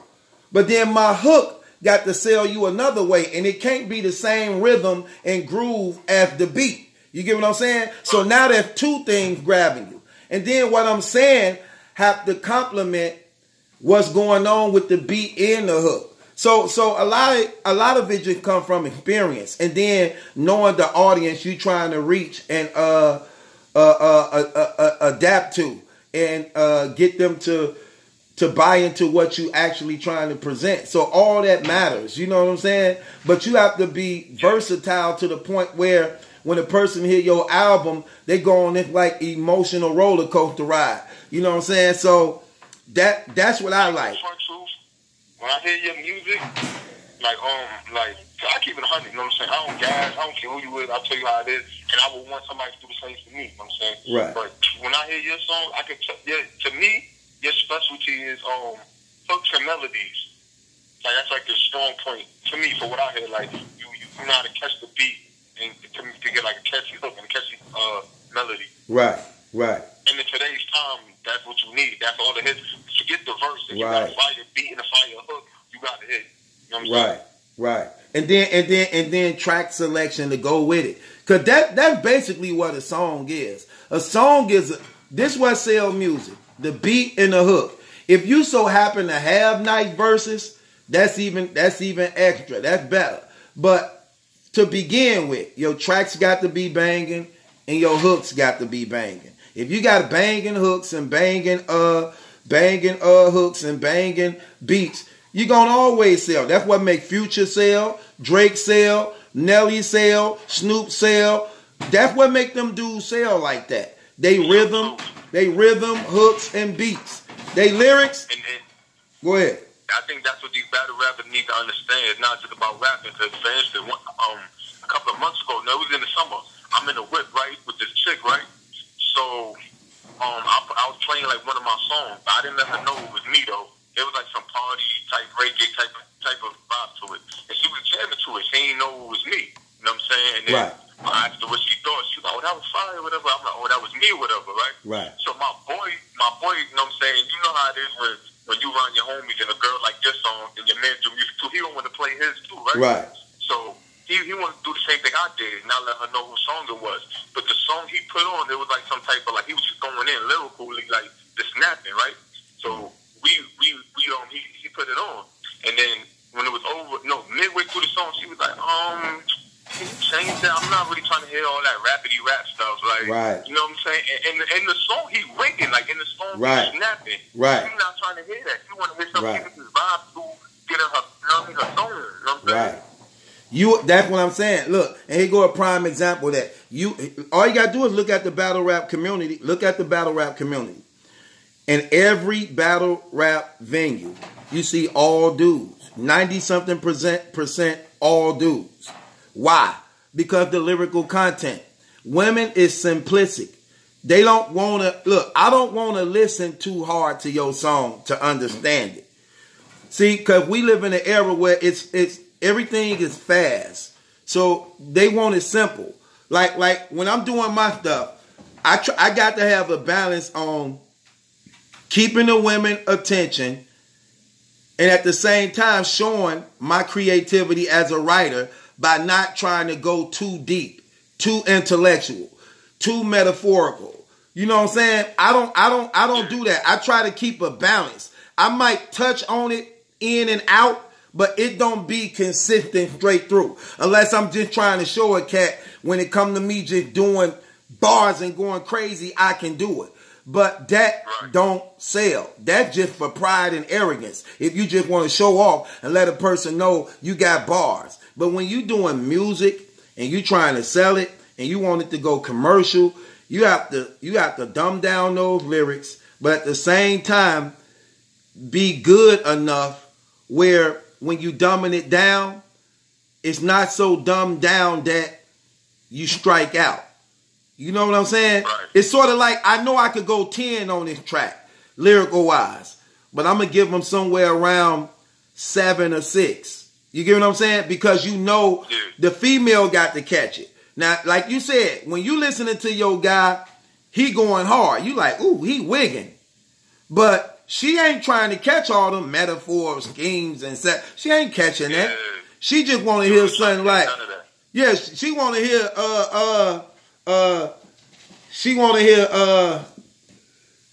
I may not be ready at all.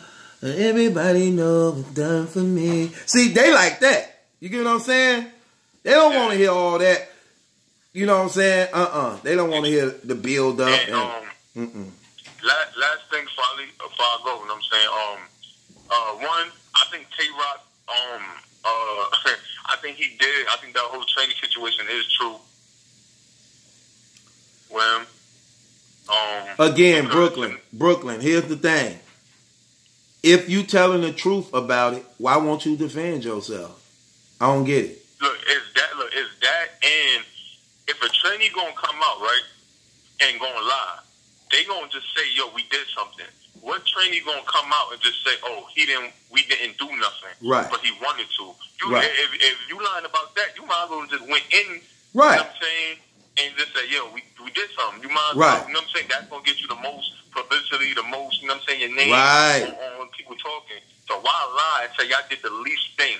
Right. Why lie? You know what I'm saying? Right. So, and also, he ain't speaking to that person because when you speaking to everybody else, that person got no reason to come out on you because you ain't come out. Right. But if you come out that person could be a word. So you want me to read these screenshots? You know what I'm saying? So you trying to like sway away from taking your anger out on that person and on everybody else. Right. See what I'm saying? You know what I'm saying? That's exactly what Young Buck did. That's exactly what Dwight Howard did. That's exactly what Cassidy did. And that's exactly what Rock doing. Same. Everything you just named. True. No, come on now. Yeah, because I'm one of them type dudes, man. I don't care if I like you, your music. I could be your biggest fan or whatever the case. If you do something crazy, just because I like your battles, I'm not gonna act like the not. Nah, I think you did it, like straight up. Is you now? You saw him talking about we got sticks and we got this. If you were part of the team, his team and squad, and you just found this out, and he just said, and he just volunteered us all to war on this thing, are you all in? See, man, that's. I'm gonna put it to you like this, truth. If I'm with it, if Tay-Rock my man, and I'm with him, and something about to go down, I'm just one of them dudes.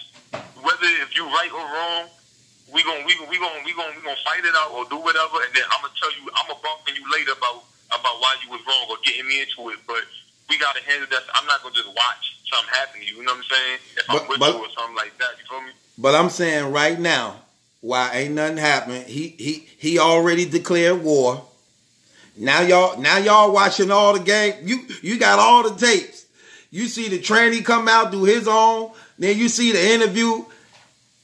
It ain't popped off yet. Now you know. Are you all in? I mean, if I'm his man, I'm gonna tell him, yo, you need to take this out on the person that's spreading it instead of the nigga that was interviewing. You know what I'm saying?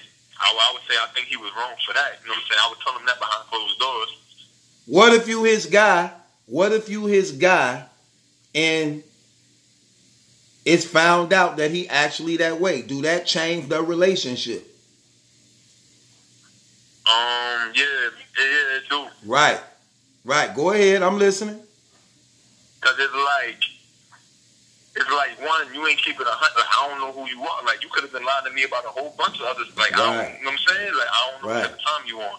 And on top of that, it's like our lifestyle. This is what we into different. Like, I ain't like we can't vibe. This is the vibe. Not you know what I'm saying?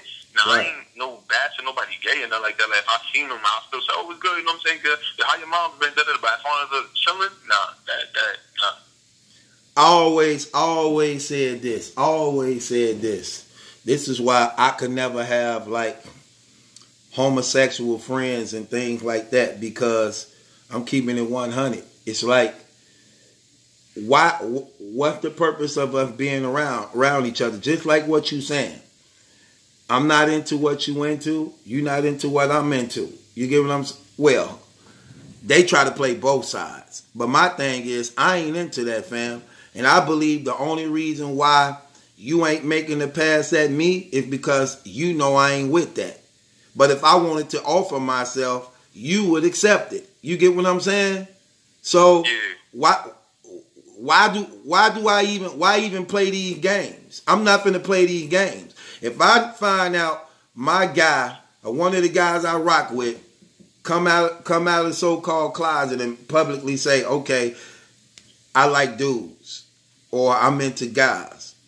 No, we can't rock like that. I don't care what our relationship was. You know what I'm saying? Because I believe and know that as long as you're around me, you'll go there with me. It ain't no such thing you saying like, but no, I don't like you though. I mean, I'm selective. I got other no. I can't buy that. You get what I'm saying? I can't buy that. You know? But yo, truth, I gotta get up off this though, man. Okay. But yeah, I'm dropping them charges on goods though, man. Okay. I'm about to do this. All right. Yeah, I couldn't do that. That's just me, y'all. That's just for me. I couldn't do that. Keeping it 100 with you. Appreciate that. Yeah, but I couldn't do that. Why Truth try not to laugh? I wasn't trying. Well, I don't know what that means. Truth, chill out. What's the number? This the number, bro. 414-235-6760. Call up. You want to holler. Got something you want to talk about. Call up if you want to holler. Got something you want to talk about.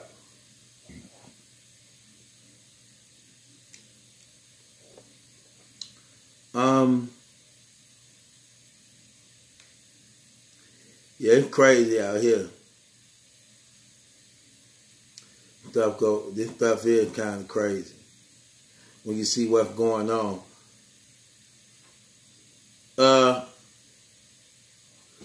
Jay Cox, appreciate the donation. He said, "Do I have a Twitter?"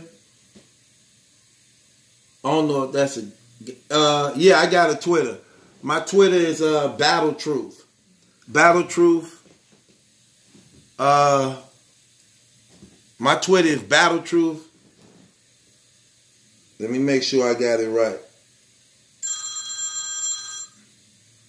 Yeah, what's good? I'm good. Zulu. I mean, not Zulu. Who I'm speaking with? Who I'm speaking with? What's your name, bro? It's Ray. Ray? Ray, what's going on, Ray? What's going on, fam? How you feeling?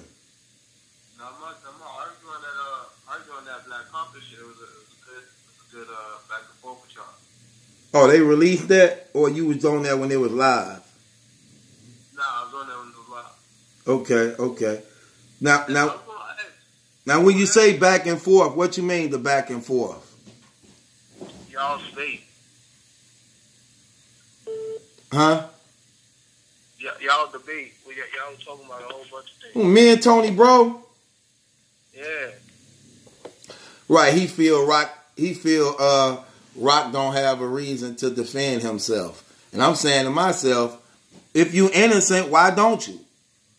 Right? But if you not, I guess you shouldn't. Yeah, I don't know, man. Rock looked a little shaky in that whole situation, man. I don't know. I was going to ask you because I heard your opinion, but what if your kids turn out to be, homosexual? Does that change the relationship between you and your kids, or? Oh, it definitely will. It definitely will because first of all, my kids know better. They know the whole history of that.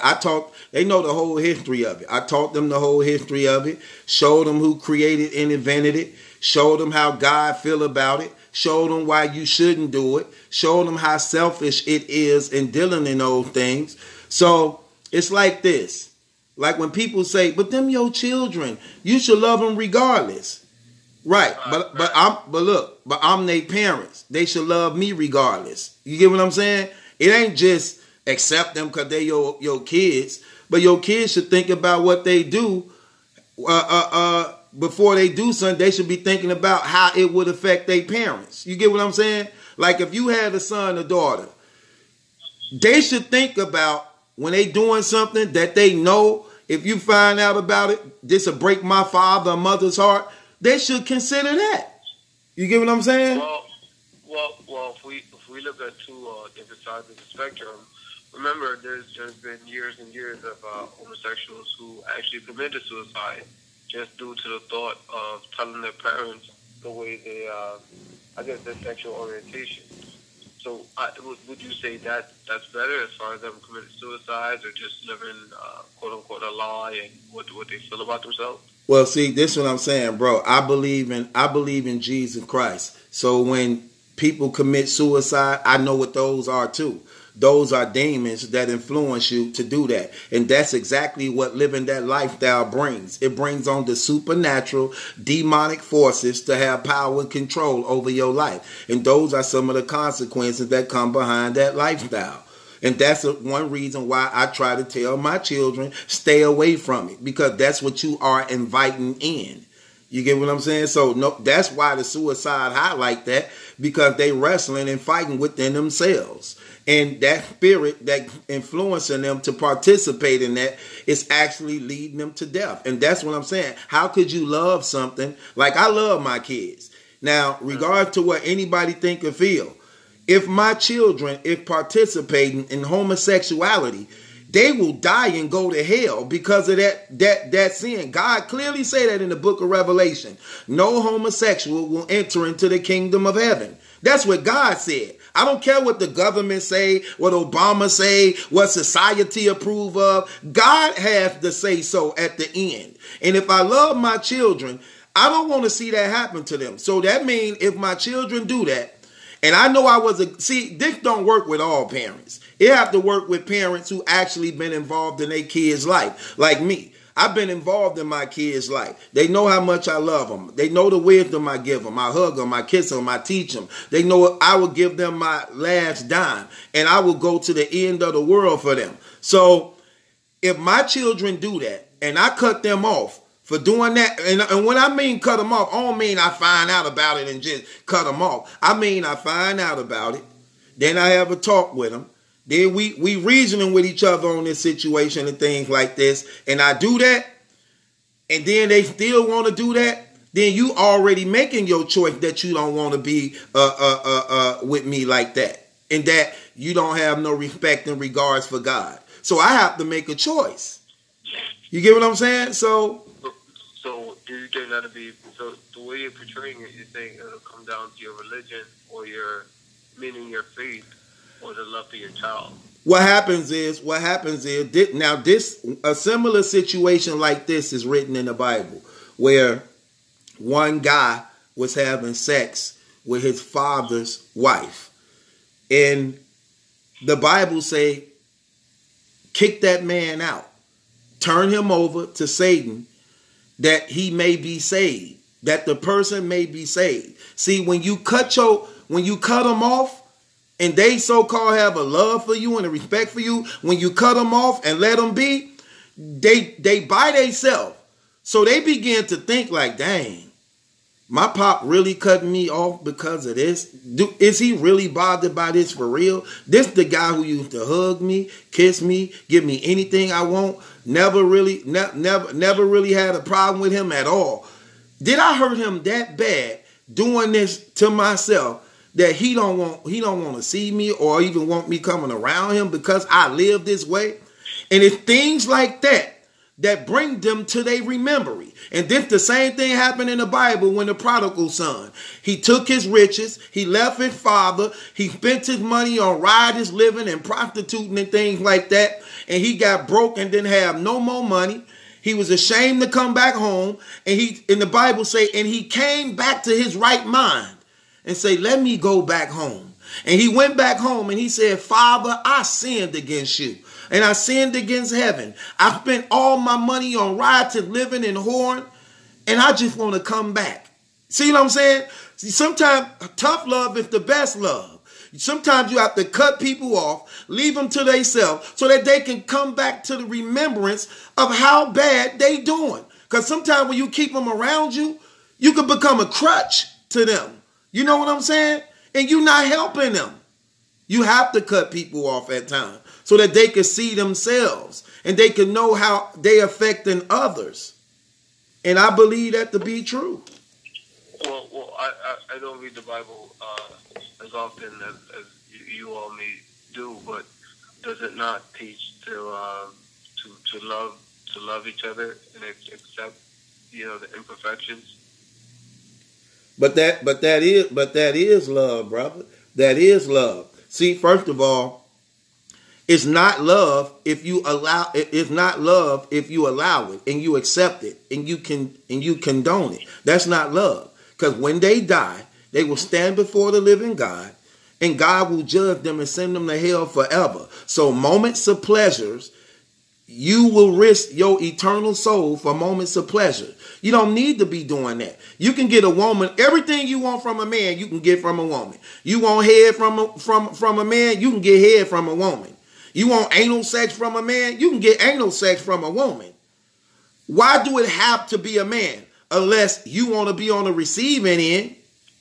Come on now. Well, I understand. Thank you guys. Just want to get that on. But that's one thing God always teaches his children. He try to teach them self-control, discipline, and self-respect. You get what I'm saying? You have to teach them. That's why it was called being in the closet. It was called being in the closet because people was actually ashamed of what they were doing, which means they even know consciously it's not right. It's immoral. It is against God and it is against nature in yourself. So they even knew it. You get what I'm saying? Well, what about studies that stated that, and this has been numerous studies that found that someone's sexual orientation was actually chosen before birth? That's a lie. They saying that to manipulate people to accept and believe that. You will find whatever a person want to believe, they gonna dig up some type of study, intellectual word to make it look persuasive and make sense just to justify doing it. To say that this was chosen before they come to the knowledge of it or choice of it, that makes God an accomplisher of your evil. That means you can stand before God and say, God, you can't blame me for this because guess what? You put it in me that this is like this. And that's a lie. I don't, look, the same people doing them studies saying that, they lies. They doing that stuff and they trying to justify that. Why come it ain't happening to me and all the other billions of people all around the world? Come on, man. Them just excuses. Them just excuses and lies, man. I'm just keeping it 100. No, I appreciate I'm going to go a little further. I'm going to go a little further on some real stuff. When I was a child and I was growing up, I used to put on my mama dresses. I used to wear my mama high heels. I used to put on my mama makeup and stuff. And I thought it was funny. You get what I'm saying? And I remember one Halloween, my mama dressed me up as a girl for Halloween. I had the little pigtails in my hair, the lipstick on, a dress, the high heel shoes and everything. But I didn't grow up gay. I didn't grow up gay at all. You get what I'm saying? And when I was young, that's what was happening. I didn't know nothing about having sex and sucking people off and all that stuff. I didn't know nothing about that. It was just something that I thought I could do, and it was just nothing. You get what I'm saying? So it's who grooming you. That's why the Bible say to parents, raise a child up in the way he should go, and when he is older, he will not depart. When you're not raising your children properly, what happens is you letting these social media websites raise your children. You letting daycare centers raise your children. You got video games and telephones raising your children, and you leaving others to influence your children and persuade them into doing things that go against your teaching and the rules that you laying down in your home. You have to be involved in your children's lives. And a lot of parents not doing this at all. Oh, I agree. But thank you again, Patrick. What you say, brother? I said thank you, I agree. Yeah. Appreciate that.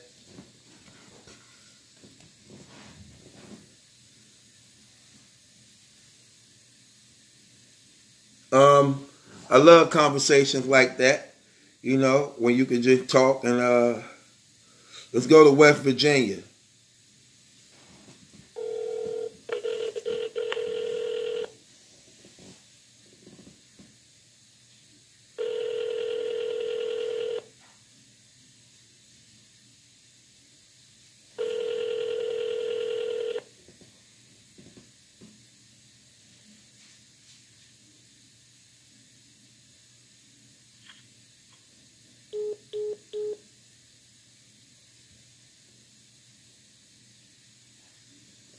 Anyway, yeah, so it is what it is, man. I mean, I just keep it realistically. I don't believe in that trash. I don't believe no child, no person can be born gay, like science and things try to tell you, because that's a lie. First of all, being gay is not the thought. Being gay is the action. A a thought can always go through your head. But it's when you act on those thoughts and bring it into reality. That's what makes it wrong then. Yeah, hello? Hey, how you doing, brother? Truth? What's going on, fam? How you feeling? Shit, man, I'm chilling, man. I'm just working and shit. I just wanted to say, man, I've been watching you since the Queen's flip situation and shit. That's where you started from. I just wanted to say, I don't know you personally, but from what the character you show on your channel, real people always gonna be alone. So you to me personally, in my opinion, you the number one blogger. You a hilarious dude. You keep it real. You know what I'm saying? You always state your opinion. A lot of shit you say, when I go back and look at it be facts. And I just feel like a lot of these motherfuckers, like, you know, Jay Black and all them, they all in cahoots. And they ain't as real as you. That's the reason why they in cahoots, because people that's real is always alone, man. Always alone. Yeah.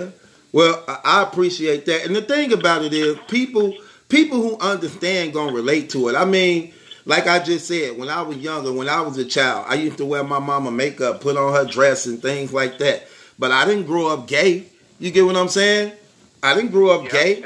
You know what I'm saying? And when people try to say things like science say you could be born gay, get up out of here. That, first of all, that's a lie. Like I was just saying before you call, being gay is something you do. It ain't something. It ain't something you think or the thought came through your head. You know how many thoughts come in our head every day that we got to shut down and be like, man, where that come from? But what makes us guilty is when we act out those thoughts and manifest them to reality. That's different. So if you saying a baby can be gay, born gay, you saying that baby is already sexually active? Get up out of here. Right. Come on now. Right. Well, yeah, I totally agree with what you're saying. I mean, a lot of times with those people, they try to explain shit from the standpoint of who they are. I don't know the next caller, but I'm just saying, that motherfucker, you know what I'm saying? Maybe that's how he get down. So maybe he was just trying to make himself feel better. Because at the end of the day, man, like you said, we all have thoughts, and you know, it's just a natural thing, man. I mean, shit. You said about raising. If you don't raise your kids a certain way, they know right from wrong, and break down to them why this is wrong and why this is right, then forever it will be their minds will be colluding and shit. And that's the reason why I think people need fathers, because they always say the mother, but the problem is the mother, she always adds a weak point. A woman can cheat on you 10 times, your mother will tell you, hey, go back and be with her and shit. Give her a chance. Your father say the first time, she at home. Try to take her out. Right. So you just, sometimes people need a man in their life, because I had a stepdad that raised me, and I love him to death, but he never put his hands on me. He only used to pluck me with his fingers and shit. He did it 5 times. I would laugh at him. My father I met now, I've been talking to him for 5 years, man. He talked to me so aggressive and keep it so real with me. Sometimes I would have to take offense to it. I would be sensitive to it. But now that I understand where he's coming from, I'm like, man, I wish he was in my life the whole fucking time, because I'd have had a different role, a different outlook. You know, I would have had a better life up till now. You get what I'm saying? Right. Like when the caller who just called before you, he was saying, what if my son was gay? Would I accept him? And my question, like I said, is yes and no. Yes, he my son, so he already accepted. But what I was just telling him then is, it's not just that's your son, love him regardless, because I'm his father. Love me regardless. You get what I'm saying? It ain't a one-way street. You have to think, just like as a father, I have to think of what I do that may affect my children's life, and they need to think about what they do that may affect my life. You get what I'm saying? Like, if I was a homosexual, how you think my grown sons will feel knowing, man, your father homosexual? You get what I'm saying? They'll be hurt and crushed by that, ashamed of me. That's a fact. Why wouldn't it be the same with me? If you want your son, come on, what person in their right mind want their son giving head? Want their son getting hit from the back? What man can say, well, I love you anyway, son. I mean, I'm still gonna be here for you. I support whatever you do, because I'm with I'm not supporting that. We don't rock like that. I made you better than that. You don't have to do that. What's wrong with you? You get what I'm saying? Yeah. Yeah. So, and I think, Yeah, I hate when people try to say that. What if you're a child? Listen, ain't gonna be no child of mine. I don't care how you feel. Look, the LGBT, they ain't raising my kids. The government ain't raising them neither. I don't care what they say. And if my child honestly love me and respect me like I raised them to, the same love and respect I give them, we not going down that route. We not going down that route. I'm sorry. I ain't speaking for nobody else. I'm just saying how I feel about me and mine. I'm not going down that route. I don't care if it's my daughter. Is she like another girl? What? No, we're not doing that. What the hell is you doing? You get what I'm saying? And I think it trends even deeper than that. I think it trends even back to the fact that it's coming up into the black community because, as a comparison, I watch Fraternity Court, right?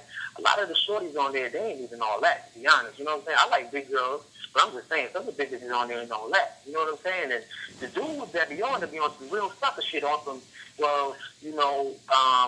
she cheated on me multiple times, and I'm gonna help her in this one, I'm gonna help her in that one, I'm still gonna be there.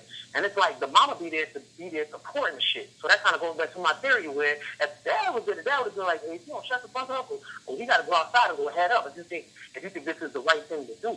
You know what I'm saying? So it kind of goes back to that, because man, that paternity court shit, man, I be looking at some of the things, I be like, man, they ain't even all that. Be sweating them like that. Right. Yeah, but we live in a twisted up world though, bro, where this is what it is. It's like anything goes, and the morality is just going down and down and down, and more people are being more desensitized and confirmed to the way that the government want to shape and mold you and set you up to accept whatever they want to pass, whatever law they want to pass for you to embrace. So I'm not surprised at all. Yeah. And motherfuckers, somebody in the comments said X videos, motherfuckers got to stop watching porno too, man. That's another sense of homosexuality right there, because, man, I mean, you masturbating yourself, man. You motherfucking man. You know what I'm saying? A woman should do that for you. You know what I'm saying? So motherfuckers got to stop watching that shit as well. They don't really looking at that as much, but it's a big thing about that too, man. A lot of motherfuckers grow up on that porn shit and it fuck them up, man. Fuck them up mentally, man. Yeah, definitely do. You sitting there, you watching shit that you think is happening, and to be honest, that thing it's not what you think it is. It's a regular connected thing. You know what I'm saying? So right. When they watch all that freaky, geeky shit, they get to it. It desensitizes them. And they be like, oh shit, why I ain't getting hard, or a girl like, oh, why my pussy ain't getting wet? Well, shit, you was porn, you play with yourself too much. And porn, that's another source of a demonic force. Porn demons, you know what I'm saying? Yeah. Demons is always watching. Demons they always fucking watch you. I've been held down in my sleep multiple times by motherfucking ghosts and shit. Demons and ghosts, they come for the strong, they leave you the weak. Period. Right. Well, I just want to call in and say that attitude, man. I'm not a big fan for a long time, man. I'm happy just to speak to you, man. I'm here working shit, man. Made my night, man. For real, brother. Well, I appreciate you. I really do, man. Yep. Okay. Have a good one. You too. Sus. What's up, brother? Oh, this is my big brother? Yeah. What you need some more brother over there? Hold on. I'm on my live feed. Hold on one. No, I got a lot of that. I'm on my... Okay, we'll call you. I'll be over there tomorrow. Okay. Huh? Hello?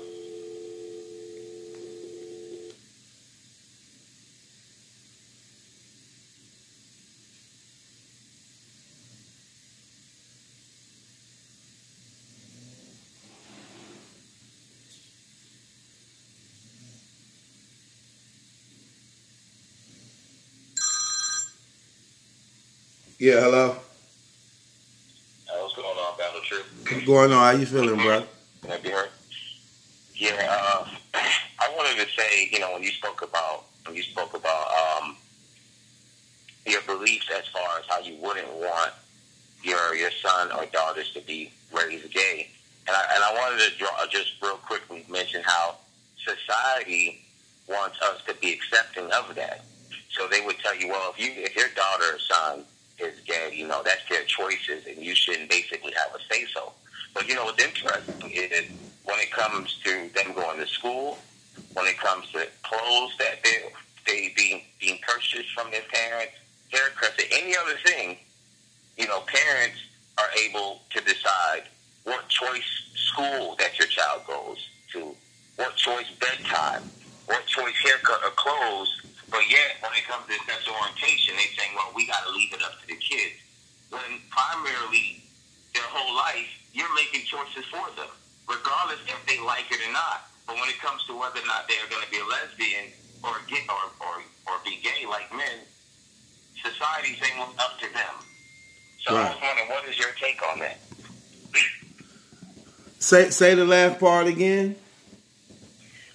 In other words, society is leaving it up to your kids in that aspect when it comes to their sexual orientation. While as throughout their whole life, you're pretty much deciding what school they go to, what they eat, their clothes, you know, bedtime, and things of that nature. So it seems like it's pointing in a direction where they want us to be accepting of these things. Right. Well, like I say, we live in this fast era now where the structure and core of the family is just torn. Like in the average home, when the family cooking dinner, they don't even sit together and even be at a family setting at the dinner table. And I'm saying this because this what used to happen in our home. Like, mama be cooking. We don't wait till everybody at the table at once, and I get my plate, go to my room. She get her plate, go to her room. You know what I'm saying? Like, everything just divided. You get what I'm saying? And I can't even recall, like, breakfast settings where she would get up and know you got kids and will get breakfast ready for all your kids. You get what I'm saying? It's like we all living in a house together, but to each his own. And when you look at how life is right now, this is what's going on. You got these guys so caught up into the streets, they're abandoning their responsibility of raising their children, being in their children's life. A lot of it come from being scorned and going through the baby mama drama. So all that thing, and the children are affected by that. Then you got the female who was left or heartbroken or whatever she went through with her baby daddy. So now she involved with another guy, and most of her attention's on the guy she's screwing now and not the children. So the children are left to fend for themselves. And like I said, they getting raised by YouTube, Facebook, Instagram, Twitter, daycare centers, telephones, all these distractions, and not enough parents involved in their children's lives. And they are being influenced by the government and schoolings, and they best singers and rappers and entertainers and things like that. And parents have to really get a grip on parenting, man, and really be involved in their children's life. It be sick sometimes the things I see from a lot of these parents. Let their children talk back to them. Let them children call them their real name. Let their children tell them what they gonna do, what they gonna eat, where they gonna go, when they gonna be back. Don't discipline them. I mean, it's just horrible, man. And it just shows you the next generation of what's being birthed, what's going to make this world even worse and worse. So as you look and you see life and you see all these choices that they making, and these parents just confiding with the government. Let me tell you something. The government don't have nothing to do with raising my kid. Like, you know, when they be like, oh, you can't whoop your kids, right? You're going to have to send me to jail. Because with my kids, if they get rebellion towards me, they going to get it. I don't care how old they are. You're not going to disrespect me. You are going to respect me, period. Now, you don't have to live with me. You don't have to do what I say. When you grown. But I tell you this, you're not going to disrespect me. I guarantee you that. So That's how I look at it, man. The government don't raise my kids, because when it's time for them to die or go to jail, the government ain't going to be there. The government ain't going to bury them, and the government ain't going to have to accept them collect calls coming in. And as parents, even if you fail to do what you're supposed to do, you still going to reap the repercussions of it. I guarantee you, if you don't discipline your children and lead them the right way, you're going to be the one burying them at an early age. You're going to be the one accepting them collect call and putting money on your books and on their books and everything. So you better do right now to save yourself the trouble, because if you don't, you definitely going to end up doing one of the two. Make no mistake about it. And that's interesting. That's interesting how you basically speak about discipline. Do you think that, you know, people are well off with discipline? Because you hear lots of stories from, you know, even gang members or, you know, people who pretty much are not doing too much with their lives or not successful, who tell you about the stories where their mom used to whip them with you know, stitching cords and the iron, and they still didn't come out well off. Well, does discipline work? Because a lot of, you know, black kids, such as myself, experience that. And I know a lot of my homeboys and homegirls who just are still haven't got it together. Well, discipline definitely work. I'm one who can vouch that discipline work, because I got 7 kids. And I discipline and let me tell you what the good thing about discipline. When you discipline them when they're young, most likely you ain't going to really have to do that as much as they get older, because it's embedded in them now. But it's a difference between beating and disciplining. I don't slap and punch my kids, and I don't grab unnecessary things to discipline my children with. I hit them either on their butt, or sometimes I let them hold out their hand, depending on what it is. But my children disciplining don't come from them making mistakes that children make. Sometimes you have to allow the children to make mistakes. When I discipline my children, it's because of rebellion. Like, you're not going to tell me what you not going to do. You not going to disrespect and huff and puff, roll your eyes, stomp away, say something under your breath against me, because that's a sign of rebellion. That's not going to happen. You get what I'm saying? So when I discipline my children, and here's another thing that hurt people, they don't know how to discipline. Discipline comes with education. You have to educate. I'm going to give you an example. When we were coming up, we were told things, but we wasn't educated on things. We were told not to play in the streets. And if we get caught in the streets playing, we going to get our butts lit up. We were told that. We wasn't educated on it with love by saying, look, do not play in these streets, because people drive by and they could hit you. You could be crippled for the rest of your life, or you could end up dead. And that would break my heart, because I love you. Even though you may think it's safe, you never know who's going to hit that corner. Drunk drivers kill over 40,000 people a year, and you could be one of those numbers. Now you're being educated on why not to play in the streets. Now you see what you mean to the person that's telling you that and what they mean to you, and now you have the education. So now when you're doing it, it becomes rebellion now. You get what I'm saying? It's entirely different. And that's what hurts a lot. I remember when we were coming up, we had curfews. And our mother and them used to be like, you better be in the house at this time, or you're going to get your butt whooped if you pass curfew. But they never explained curfew. Like, the reason why you have a curfew is because certain hours at a time at your age, you shouldn't be out there like that. People shoot, they rob, they rape, you know what I'm saying? And I be worried and concerned. I don't want to go to sleep not knowing that my children is not in this house. I'm the last one to go to sleep when I know that y'all are asleep. You get what I'm saying? See, now you educating. We didn't have that. We were just told, and if we don't do it, we get whooped. We wasn't told what we meant or how it would affect the ones who saying it to us, who love us. You get what I'm saying? So it's just rules without education. So we have to learn how to educate while we discipline. Yeah, great points, man. Great points. Yeah, I just want to, keep it short. And, my last question would be, is when are you and Jay Black going to at least have a dialogue, man? It seems like he's been running from you. I don't see why we have to have a dialogue. My thing is, I don't expect Jay Black to be who I am, and I'm not gonna be who Jay Black is, and that's what makes him him and makes me me. My only thing is, by me being who I. Because if you notice, they don't, you know, they indirectly mention you. They're not even mentioning your name. This is something that is done strategically and meticulously. They're doing this deliberately, so there's something about you to which they don't want to draw attention towards your way.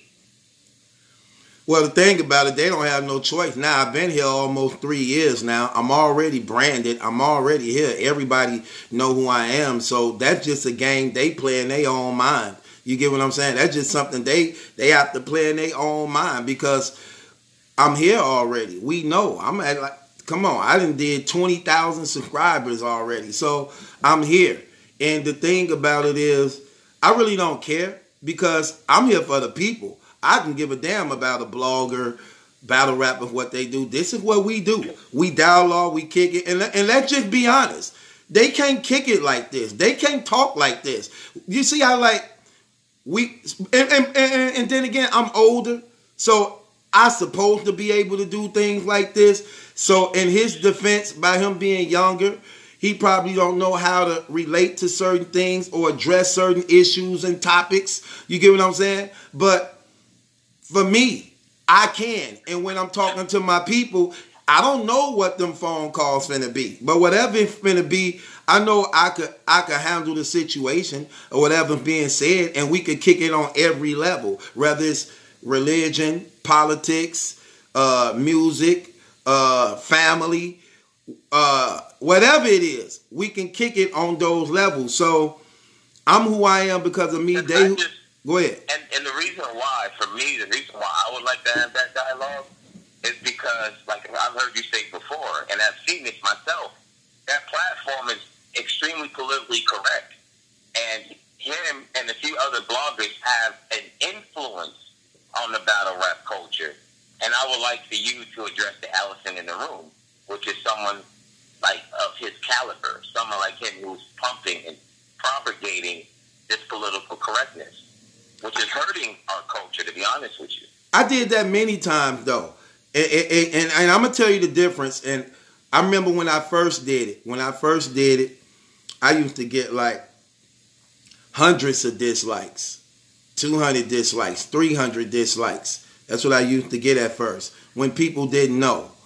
I think since I came and arrived, and the more I continue to show, and then people began to start seeing and really stepping out and opening their eyes and see. Now if I say something, my dislikes go from 300-400 dislikes when speaking about him to probably like 40 or 50. You get what I'm saying? So that's a big turnaround from last time. You get what I'm saying? Because people they understand.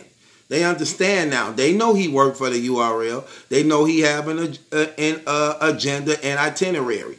That's nothing that I can't fault him for. And I never faulted him for that. I only faulted him for not admitting it and having the people believe it was not true. Like, why would you have to lie about something that we know to be true? But then again, I understood why he had to lie, because that means you now owe an apology to battle rappers and other battle rap league platforms, because you made it seem and appear that you had a platform that was free for everybody and that you would be honest with everybody, and that's just not true.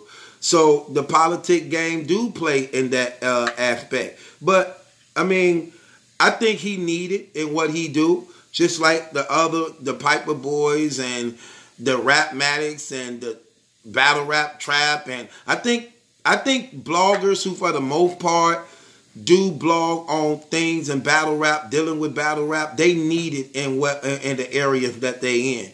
It's them other dudes who just don't have nothing that's in the community trying to blog like they help it in some type of way. It's those guys that's the problems, actually. Okay. And I guess my last question is, well, who do you think is the best rapper in the industry? The music industry? Music industry. I don't really listen to him, so I think I'm disqualified to answer that question because I don't really listen to the rap. I just got put up on Tory Lanez and Joyner Lucas like a couple months ago. I don't even like they talking about the 21 Savage dude. I never heard one of his songs.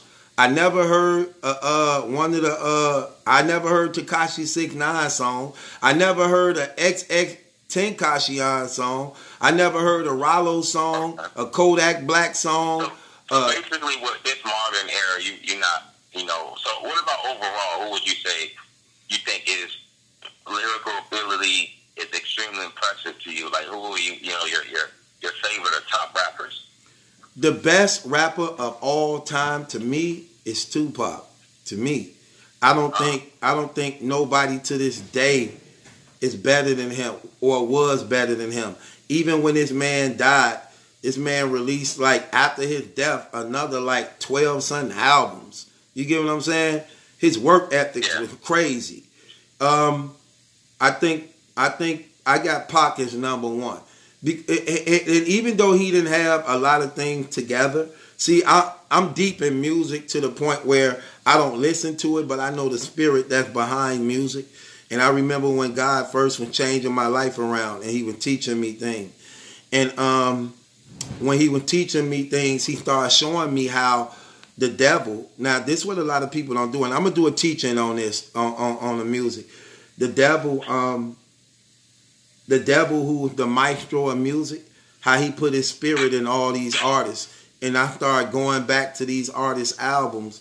And when you're listening to their albums, all they doing is, like in the battle rap community right now, it's a warfare against God. It's a warfare against God. And you hear it all the time in all their lyrics. You hear everybody saying they God. Everybody want to use the title of being God. Everybody want to disrespect God. In some form or another, when you listening, it's like that spirit rise up and it attacks God. So, but I'm still wise enough to know, even as being a believer, who have the talent. So I believe if I'm going to pick a top 5 rappers, I'm going to keep it real.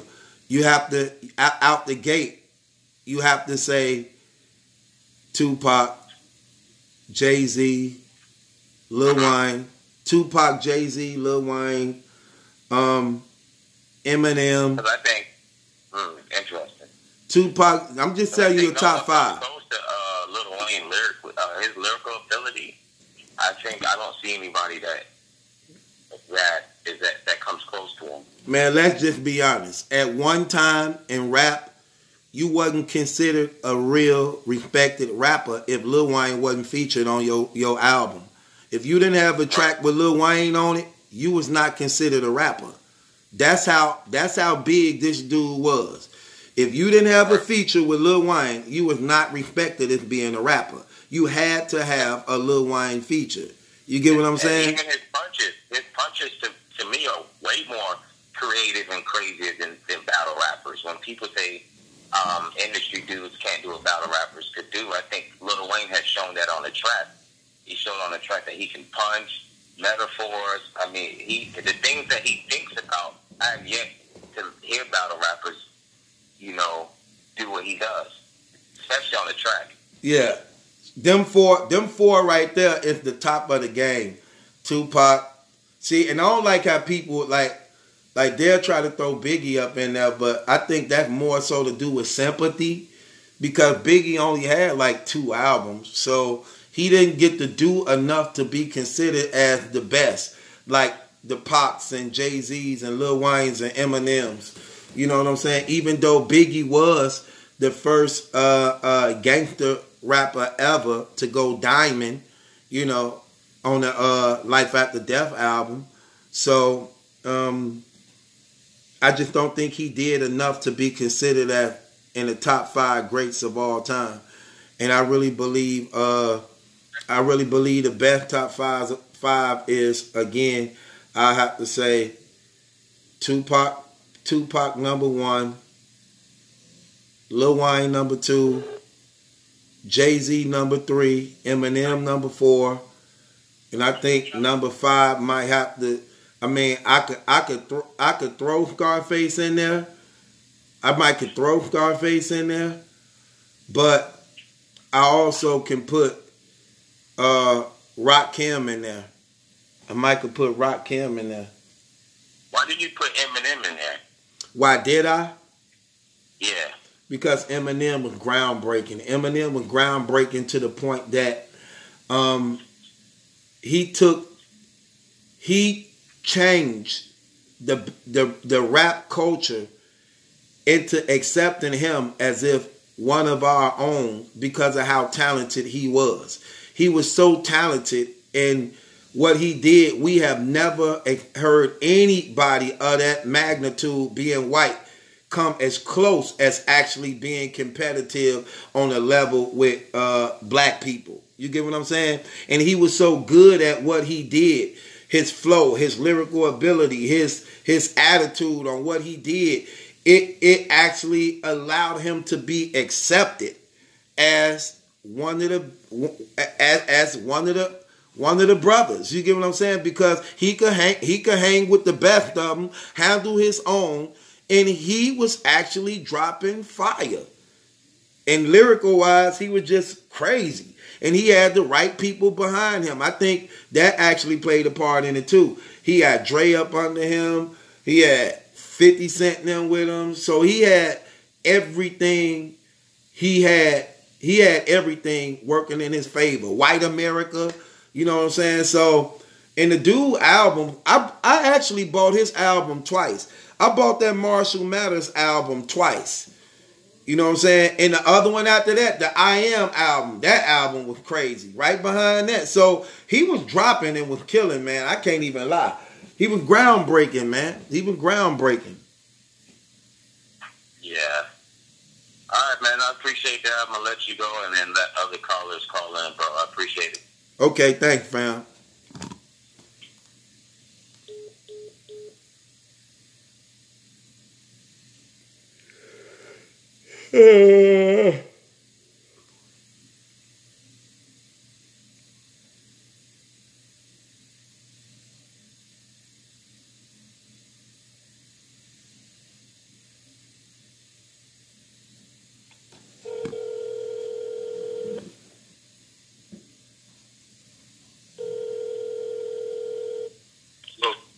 What's going on, fam? What up, Show? You? Yeah, man, I don't know what the conversation topic was, but yeah, man, I'm a strong believer of the discipline. It's a must. You a strong believer in what? In discipline. Oh, go ahead. Talk about it. Oh, man, it's just the do's and don'ts, the rights and wrongs. Right. Right. It's just, you got this, if you really love, unconditionally, you're going to do what you got to do for you and yours, other than just putting bread on the table.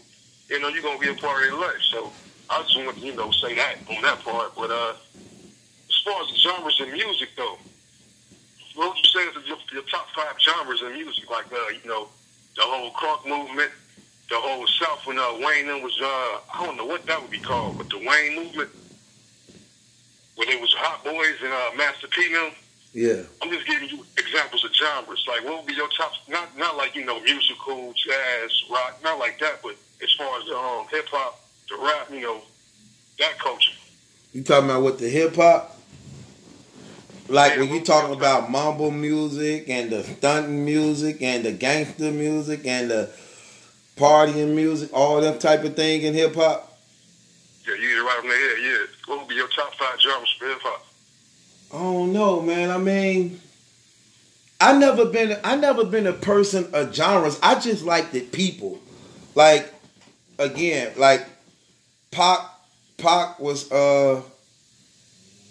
just something. He just was different, man. He was something different, man. Was nobody on that dude level, man. That man was just in his own world, man. He just was in his own world, man. You know what was crazy? But I would say, I'm going to say the G-Funk era.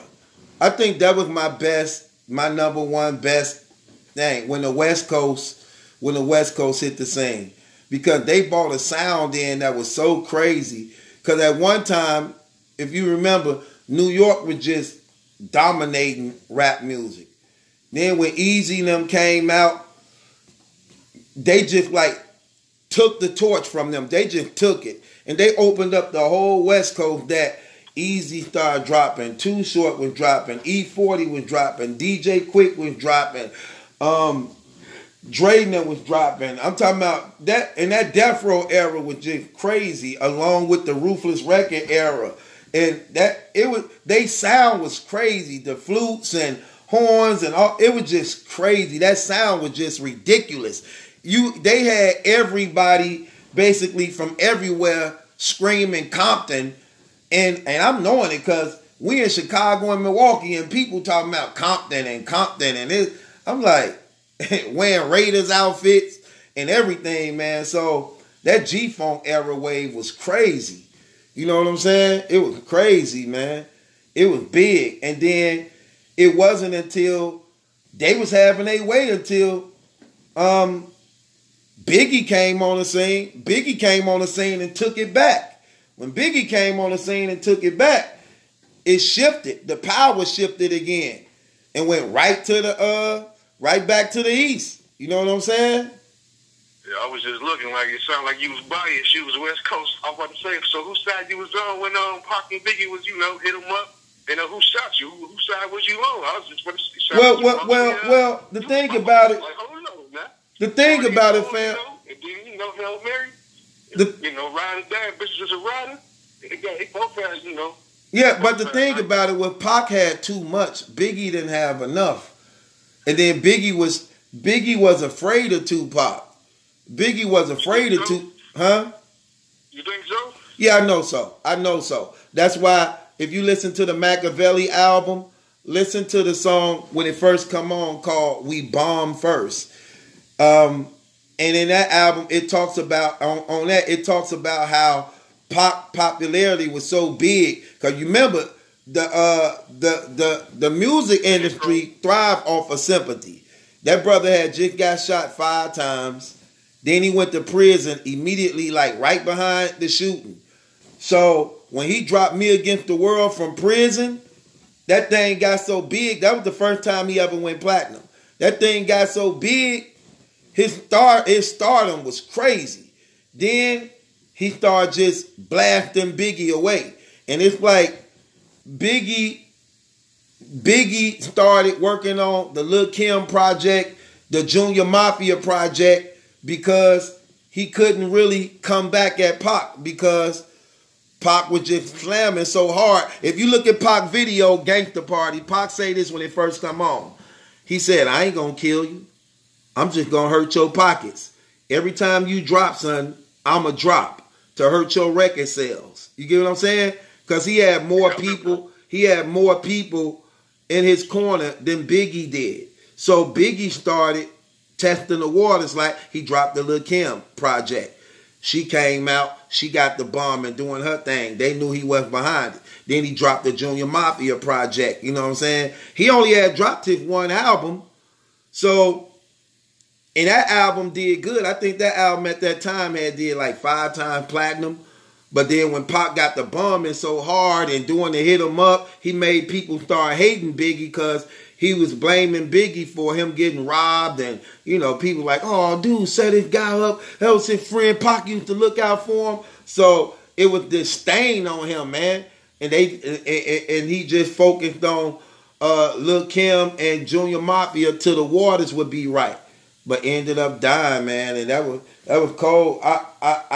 I don't see how Biggie let Puffy and them set him up like that. That was crazy. I would have never did that. Yeah, but at the same time, I look at it like, them two was out. There was also a couple other fellas out because when Pac and them was doing their thing with Trey, you also heard Crucial Conflict. You heard Bones Thugs. Because I remember at the same time as that NWA was coming out, you heard what's the intro for I can't remember the name of the album. I think it was Harmony. It was like I think it came a little bit after NWA. But yeah, at the same time. Yeah, so when NWA broke up, they came out with them. But that's what I'm saying. That G-Funk era with Warren G, NWA. Man, that era was crazy. Outlaw, DOC, they had a roster of killers, man, and they was making noise. You know what I'm saying? Oakland took off, Compton took off, South Central Cartel took off. Man, LA just got the bombing, and they had that sound. They had that sound that nobody else in the industry had. That 6/4 music with them flutes and the 808, they had that sound nobody else had, and it was crazy. It was crazy. I don't mean to cut you off. I don't mean to cut you, but at the same time, see, people don't remember this. Pac was kind of like, you know what I'm saying, he was a thug poet. At the same time, he really didn't, he blew up over on the West, and he was screaming West Side. But he really not from there, though. I mean, he did, you know, he really from a bunch of spots. But he blew up over there, but he, you know what I mean? Pac didn't really get it big until he caught that case. Say again? Pac didn't even get big until he caught that case. When he got shot 5 times and caught that case, that's when he got big. You think Tupac was nice, or you think, I know it's the same person, but it's just a different alter ego. You think his best stuff was with Tupac, or you think his best stuff was with Machiavelli? Or was Machiavelli just the album? I thought it was like, you know, he switched his name up with the Machiavelli. Yeah, because it's crazy, because that Me Against the World album was crazy, man. And that All Eyes on Me was crazy too. And that Machiavelli was just deep. That Machiavelli was deep. I think when he became Machiavelli, see, he died doing the Machiavelli, man, but he was, man, I don't know, Machiavelli was finna be on something. Could you imagine what that probably would have been if that brother didn't die? He was just finna start snapping. That was finna be crazy.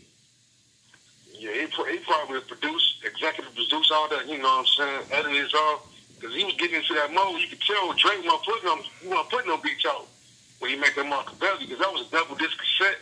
Y'all had that. If Pac, let me tell you something. If Pac wouldn't have died, we wouldn't have had no Lil Waynes, no Master P's, no Jay-Z's, no Eminem's, no 50 Cents. None. None at all. None at all. His death opened the door for all that. His death and Biggie death opened up the whole South. That's when the South started bombing and taking over. When them two died, Master P definitely capitalized off both they death. He started acting like both them. He even was having the look-alike Tupacs in his video, taking them out the casket and stuff. Like, I'm like, this dude, he really capitalized off Pac death and put the whole South on. Yeah, he blew it up, but he wasn't the first one though. I think it was Slim, but no, he was the first one. He was the first one to make it pop, though, man. Slim probably did his thing, but that No Limit movement was crazy. Oh yeah, you know the Tank, yeah. Man, he had everybody. He had Mystical, Silk the Shocker, True, Mia X, Cain and Abel, Magic. He had, man, that dude had so many people. It wasn't funny. He was dropping them CDs like dope. That dude dropping them CDs like dope. Like every 2 or 3 months, a new No Limit CD coming out. Like dope. That dude got filthy behind that movement. You know, you right. I just wish him and Pimp C would have got, you know what I'm saying? I wish, you know what I mean? I wish they would have got along, though. He was supposed to have pistol whipped him or something, right?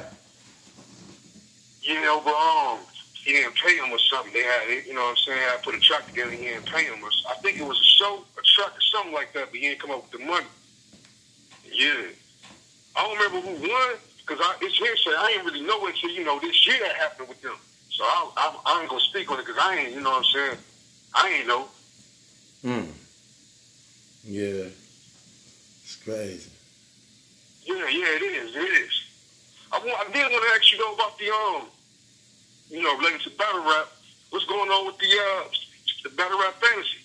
You going to, you know what I'm saying, branch off and do the RB then, man? It's about like 2-3 battles on there. But, did you do yours already? No, I was gonna call, you know, another time. Probably, you know, I ain't do mine yet though. Come on, let's knock it out right quick before I get you off the phone. You ready? Yeah, give me yeah, bet. You remember how it go, right? Yeah, I just wanna. I ain't too. I wasn't really feeling that sense. So we talking about the volume 4 one. Yeah. And I gotta pick the best round or who gonna have it, you know. Yeah, you only picking. I'm just gonna name out every battle rapper and who they going up against, and all you gonna do is pick who out of the 3 rounds that they bringing, what's going to be their best round. You ain't going off of who gonna win the round, because it don't matter who win the round. It don't matter who win the battle. All you want to do is make sure, going off your battle rap knowledge or who you known these MCs to be, you just trying to see how accurate can you be with the opponent they going up against. What round you think they gonna have their best round in? You get what I'm saying? Yeah, I was top 5 last. I think it was Smack Volume 3. You did it before. Oh, you came in the top 5? Yeah, I already know that. I ain't Yeah, you had to be probably number 4 or 5. Number 4 or 5. Which number was you? I think I was no homo. I think I was he one of the moderators, Kenshiro. I was right behind dude. Yeah, I was right behind dude. You might have been in front of him then. I don't really know who we're talking about no more. Okay. Just missed the money. But okay, let's go. So Geechee Gotti versus Arsenal. What's gonna be Geechee Gotti best round? His first, second, and third. Hold on, man. We can't go from down to, you know what I mean, the bottom to the top. Okay, come on. Let's go. Chef Trez, Danny Myers. Chef Trez. Chef Trez. Let me see. I can't remember the last battle he had before Loso that was mainstream, but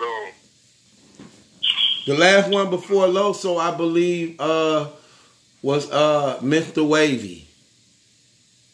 Yeah, I don't know. I think Mr. Wavy got whatever that he caught something on him. I don't know, man. This kind of wishy-washy. If Teddy Rock ad-libbing for him, all the rounds might be about the same if he ad-libbing for him. That'd be crazy. Danny Myers? Right. I'm gonna say Danny Myers. He gonna bring it in the third because he gonna let him know this how we gonna, you know, it's gonna be a third or first for Danny, but I'm gonna go for the third right now. And I'm just saying, Chef coming out the gate with he's like, you know what? Yeah, I'm gonna go with the first for Chef. Chef Trez first. Yeah, Danny third. Charlie Cliff, New Jersey Twerk. Yeah, that's a toss-up. I don't know. It don't matter who win. You just want. What round do you think New Jersey Twerk gonna be his best? Yeah, he wanted to. I don't know which one. I think he make his first round. I think he do it the last day of.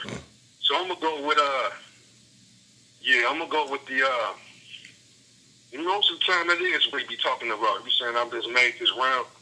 So I'm gonna go with the second for Twerk. And then for Charlie Holmes, can't even call it Charlie Holmes. Right. You don't know what you're going to get. You don't know what you're going to get with him. I don't know, man. I don't know. It is what it is. I can't even. I don't know. I hope the fans, you know what I'm saying? I hope all the battles is good at the end of the day. So what you choosing Charlie on? The first, I think. Yeah, the first. T-top clean paper. That's gonna be a nice one. It's gonna be a nice one. Hopefully, they live up to it. Top ain't been right since that Kanika. You know what I mean? He ain't been right though, to me. Oh no. For clean, I'm gonna go with the kind of like when you say get him. I don't know about that. You know what I mean? What I like about you, dog. Why don't you usually do that in? Damn. I can't help you. I already know. I already. Yeah. What I like about you? What do you do that in Young X? Did it right before the thing was third. So I'm gonna go with clean on the second one. Yeah. Kitchen clean the second one. And top. Oh man.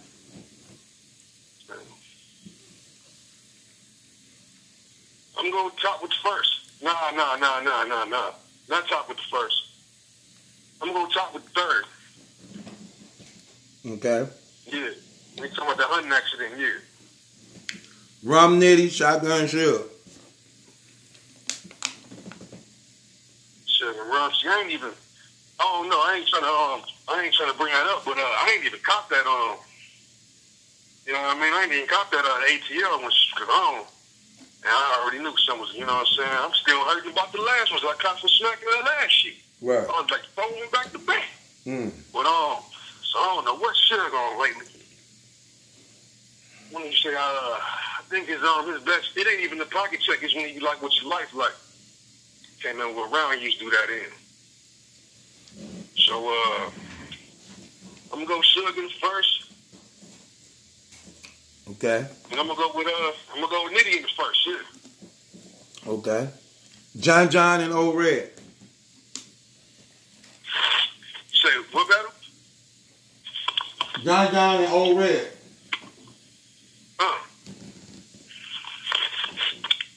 John and Old Red. Oh no. I think Red's gonna go in on him. I got a Red prediction wise. Yeah, John been on. Hold on, when he went against kind of edged him against Hollow. Not even edged him, I just feel like Hollow ain't been, I don't know what's Hollow been on, so I don't know what he been on. I ain't really been rocking since I was a little boy. So I felt like every round was dope. For John.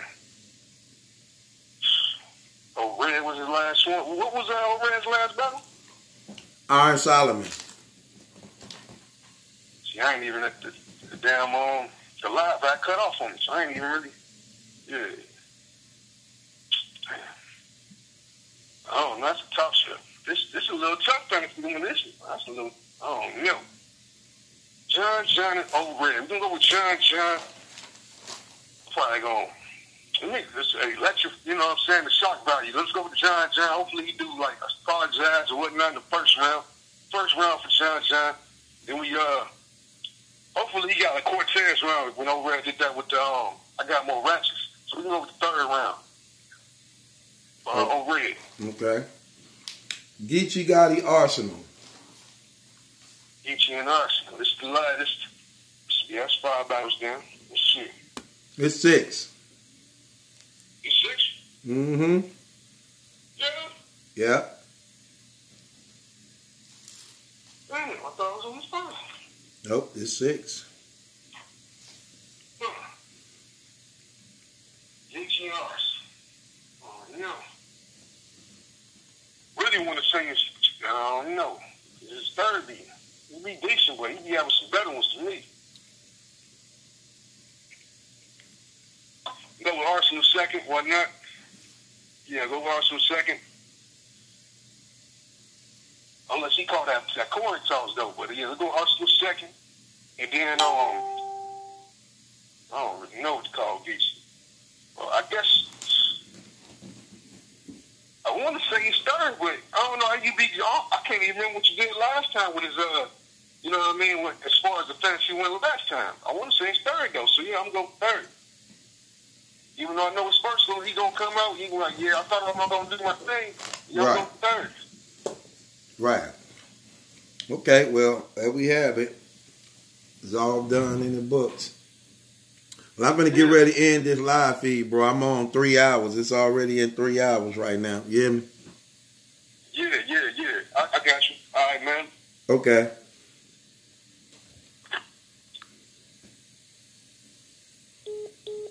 Somebody said,